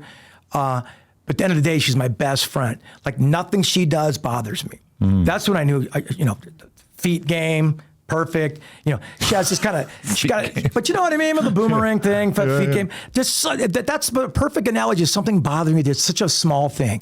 Like she's got a laugh that always charms me. And we put up with bullshit with each other that nobody probably ever would, because we saw the long play. And I signed a record deal in 1994. I came up here for my noble rights, my king riches. I am a rock star. I want all the, I want it all. I met her 2 months after we signed a record. Wow. So I did everything I could to it up, and so did she. This is before we had a hit record. That's how I feel about Lena too, though, is that I got with her like 2 months after I signed my record deal. Like right as No Jumper was starting to get a tiny bit of momentum, boom. But you think you got a good outlet and you got a good partner where you can do that, you know, plug talk thing, and you know, you've got a good outlet to get that outlet out, if you know what I'm saying. Yeah. And you have a partner that supports that. It's a fucking business. It's a win-win for everybody. Yeah, it creates a little bit of a different level of closeness, Yeah. But my wife's to the point, like, you know, you sure you want to go out and go to Vegas and get a horse? You know, like, she's at that point, and it almost hurt me. I'm like, no, you know, I love you, you know. But she's like at that point, she understands the whole thing. So a profound understanding has kept us together for so long, and I genuinely like her. You know, when you wake up, Adam, you look over and maybe Lena's sleeping and she's breathing, but she's sleeping, and you go, oh, I can't wait to spend the day with you. That's the magic. For sure. And if you don't have that, then I don't know, because the looks to go away, you got to work at relationships, man. I've never worked harder at something than my relationship, you know? Really? And I'm doing this for the first time. I'm being a husband at this age for the first time, and I'm being a parent of 14-year-old twins for the first time. So I'm making mistakes. So my kids, thank God, allow me to make mistakes, and so does my wife. Hell yeah. Yeah. Oh, that's amazing. That's great to hear, man. Just like seeing you still having such a great attitude about life in general after all these years, and just like being in such a good place, like it's just honestly super inspiring. Well, that's sweet of you to say, man. I've got my ups and downs like everybody else. You know, someone's going to go, I saw that asshole at the airport and he was a dick 2 weeks ago. You know what I mean? It's funny, those things bother you because I try to leave with as much happiness. I try to give people as much joy as I can, because I'm probably the least talented guy who's ever received a #1 record. Really? You feel that way? I'm sure there's a lot of good contenders out there. I don't know. I mean, there might be people that were manufactured maybe and that somehow got in there, but technology came around just at the right time. You know, with this Pro Tool business and all that. David Kahn, as I mentioned, we found our songwriting thing. So for me to have any sort of like anger issues or be angry at my career or have any kind of resentment towards it, it's foreign to me. I would play Fly 8 times in a row when we were playing live if I could. I shout out musicians who have these incredible hits in their back pocket and don't play them. Oh, yeah. Because the joy of playing a hit song is like the best drug you could ever take times 1,000. So that never gets old, playing the hits. Never. Okay. And I hear people say that. Oh God, if I got to play this song one more time. I remember Crazy Town. Remember Crazy Town? Oh, yeah. Come on, lady, come on. When I first moved here and started going to bars in Hollywood, I would like some of the porn star girls I was fucking with would be like, yeah, like my roommate, she's fucking with the drummer from Crazy Town. And I'm just kind of like, oh, fuck, like I'm hanging out with people that know, they just know members of Crazy Town. This is like, weird, bro. Shifty here? Yeah. By the way, shout out to Shifty, a really good guy, sweet guy. But yeah, what was I saying about Crazy Town? I lost my train of thought. Oh, yeah. Well, shout out to Crazy Town. Shout out to Crazy Town. Yeah. But the number one song around the world. Oh, Right. I saw Crazy Town play at the Roxy. Okay, and they came out and they go, all right, let's just get this over with. They said that. Let's just get this over with so people can leave who don't want to be here, who's not a real fans. Come on, lady, come by, sugar baby, thank you. Mass exodus out the door. Really? And I'm like, the crowd, you know, a crowd, I don't care if there's 2 people there or 50,000. They never want to be insulted for being a fan. Oh, yeah. And I don't care if your memories, one of my kids' first song is Psy's, I think it's Psy, Gangnam Style. Gangnam Style. Yeah. That means a lot to me because it's the first song they ever like reacted to. So how dare you ever insult like an audience for like, and I was just Crazy Town fighting back against, you know, the huge blowback they got. I understand that. We all handle that in different ways. I know they do their thing now and they're great and make people happy. But I was just blown away by that. You know, and bands that just don't even play their hits or have any kind of resentment towards it. Or, you know, we're going to play a jazzy version of this song that you love so much because I'm bored playing it. I never understood that mentality. Maybe because I'm not a real musician, maybe. Yeah, well, hey, it might serve you. I feel the same way. Like, I feel like my ability to give a fuck about music is possibly amplified by the fact that I can't play music and have never had any sort of experience playing music. Have you ever recorded a rap? No. Are you lying? Yes. Have I ever recorded a rap that I in any way took serious? No. There was one coked out night with a couple of my BMX homies. Yeah. And we fucking recorded a rap, which I remember punching in, and I remember being so fucked up that I was kind of getting out of breath, even just doing Punching one lyric at a time. Luckily, that never really hit the airwaves. Is it around? It is, but I am the only person who has access. You would never to it. bless us, your No Jumper Zesty disciple audience with the Adam just. It'd be kind of sad slapper. too, because my one homie was in and is dead now too. And I remember him being like super depressed when we recorded bro, it. I'm sorry to hear that. No, it was a bad situation. I'm sorry to bummed out. No, it's just like. Oh no, I'm sorry. I do want to like go find it now to see if he had any like ominous lyrics because I feel like That would be crazy, wouldn't it? Yeah. How are your BMX skills now? I can still do a few things, but it's not. You know, like the problem with it is that bike riding is all about this.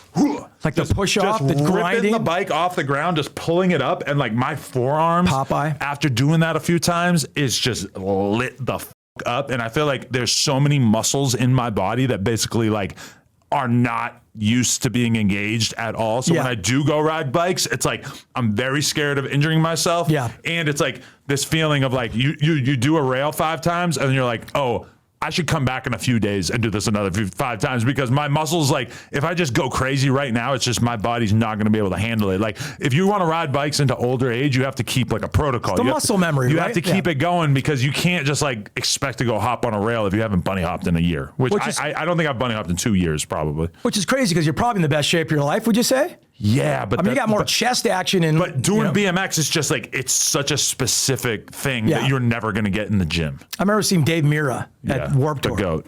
Yeah, the best. Which Warped Tour also where I met Mike Escamilla, Rick Thorne, you at the etc. Warped Tour? I went in probably 98 in Riding? Massachusetts. No, just as a fan. And I remember I met them and those were the first pros I think I ever met. Yeah. They were so rad, such good guys. That whole Warped Tour experience was amazing. But I remember just seeing his arms, like you said, and there was just like this component of Popeyeism that was like, wow, first of all, it looks like I can kick your ass. And second of all, that's where that driving the bike comes from. Yeah, I mean, I feel like BMX is one thing that we've seen great strides being made by the women, but it's like one of the hardest sports unless you have like extreme upper body strength. Like it's just like skateboarding.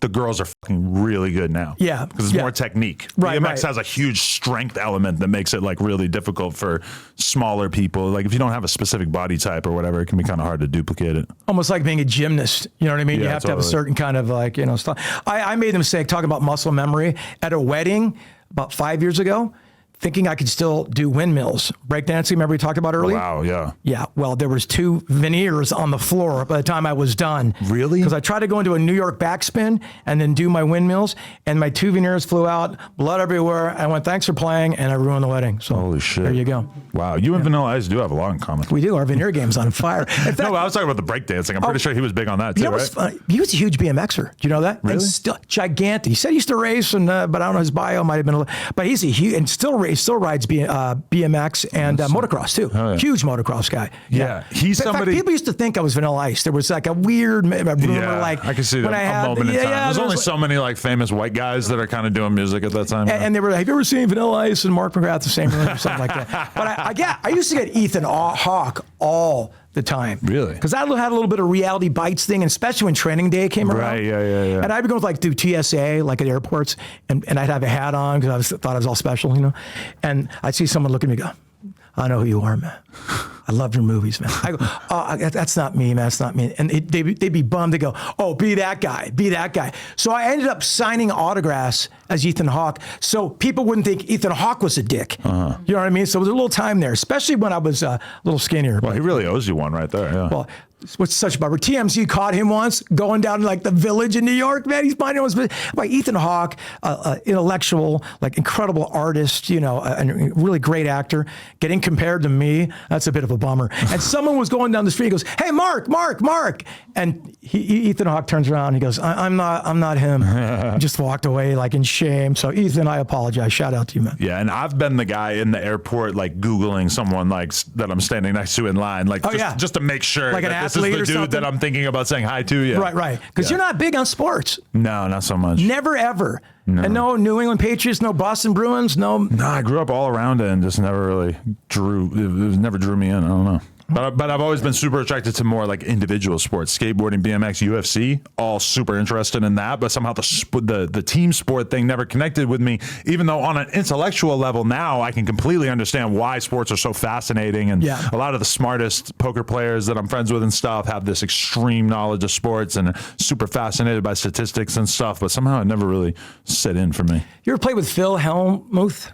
I interviewed him, never played with him. Greatest guy. Great guy. Great guy. Incredible stories. Total psychopath. Nice guy. In the best way, though. Yeah, out of his fucking mind. Well, great guy, but also when you see him sitting at the table and he's kind of like berating amateurs. It's rough. That is very much looked down upon in poker. And Is it tactic? Is it a tactic, though? No, I think it's him just having a lack of emotional control. But Zero filter. But it's like that is so looked down upon in poker. But for some reason, he gets a pass on. He's just like grandfathered into being a dick. He's that guy. But when you're around him, he's so eccentric that you can kind of understand that you're just going to give this guy a pass for almost anything. Without a doubt, because his social graces are not what the norm, let's Yes. say. You know, and I just always had a good time when He's I see also that guy. like 7 feet tall, which is like Gigantic. really changes his presence in a room. Totally. He's got like a gigantism. He's got like, he's like you. He's huge. You get World Series of Poker you played. Yeah, every year, but I've yet to do any damage in But it. you said someone who got far in someone you know. Oh, it was Ray J's now ex-wife. Was it Princess Love? Princess, yeah, Is it yeah. her name? I think she got like 40th place in like a huge tournament that was like statistically insanely Impossible. unlikely you would ever make it that deep in the tournament. And for me to see that Ray J's wife was doing that, I was just like, what the fuck? Was that her first time in the? Was it a World Series? I don't know that much about her as a poker player, but I guess she's got some skills. Yeah. God dang, man. I asked actually a very good poker player I know who's been associated with them. I said, how is she? He said, she's not bad. He goes, Ray J on the other hand. Take his money. I guess Ray J's got a lot to learn. Yeah. Yo, I appreciate you so much for coming on, man. We should do this again sometime. Adam, it's been a joy and a dream. I appreciate you, man. The No Jumper staff. Laura, amazing. You're lucky to have the folks you Shout out to do. Laura. She's so the I don't know best. if I'm supposed to say that or not, but No, I just sure. appreciate the She's love. not like a shadow character. We're, No, we're allowed to acknowledge her. Yeah. I respect everybody's gangster. That's what I do. Yo, thank you so much, man. Thank for you, real. Adam. Huge Thank you, amount of man. respect. You're a fucking brilliant mind. Thank you, man. Best the rock world has to offer. Back at you, man. Thank Appreciate you so much, man. Appreciate you. Mark McGrath, thank you. No Jumper, coolest podcast in the world. Like, comment, and subscribe. We out. Woo!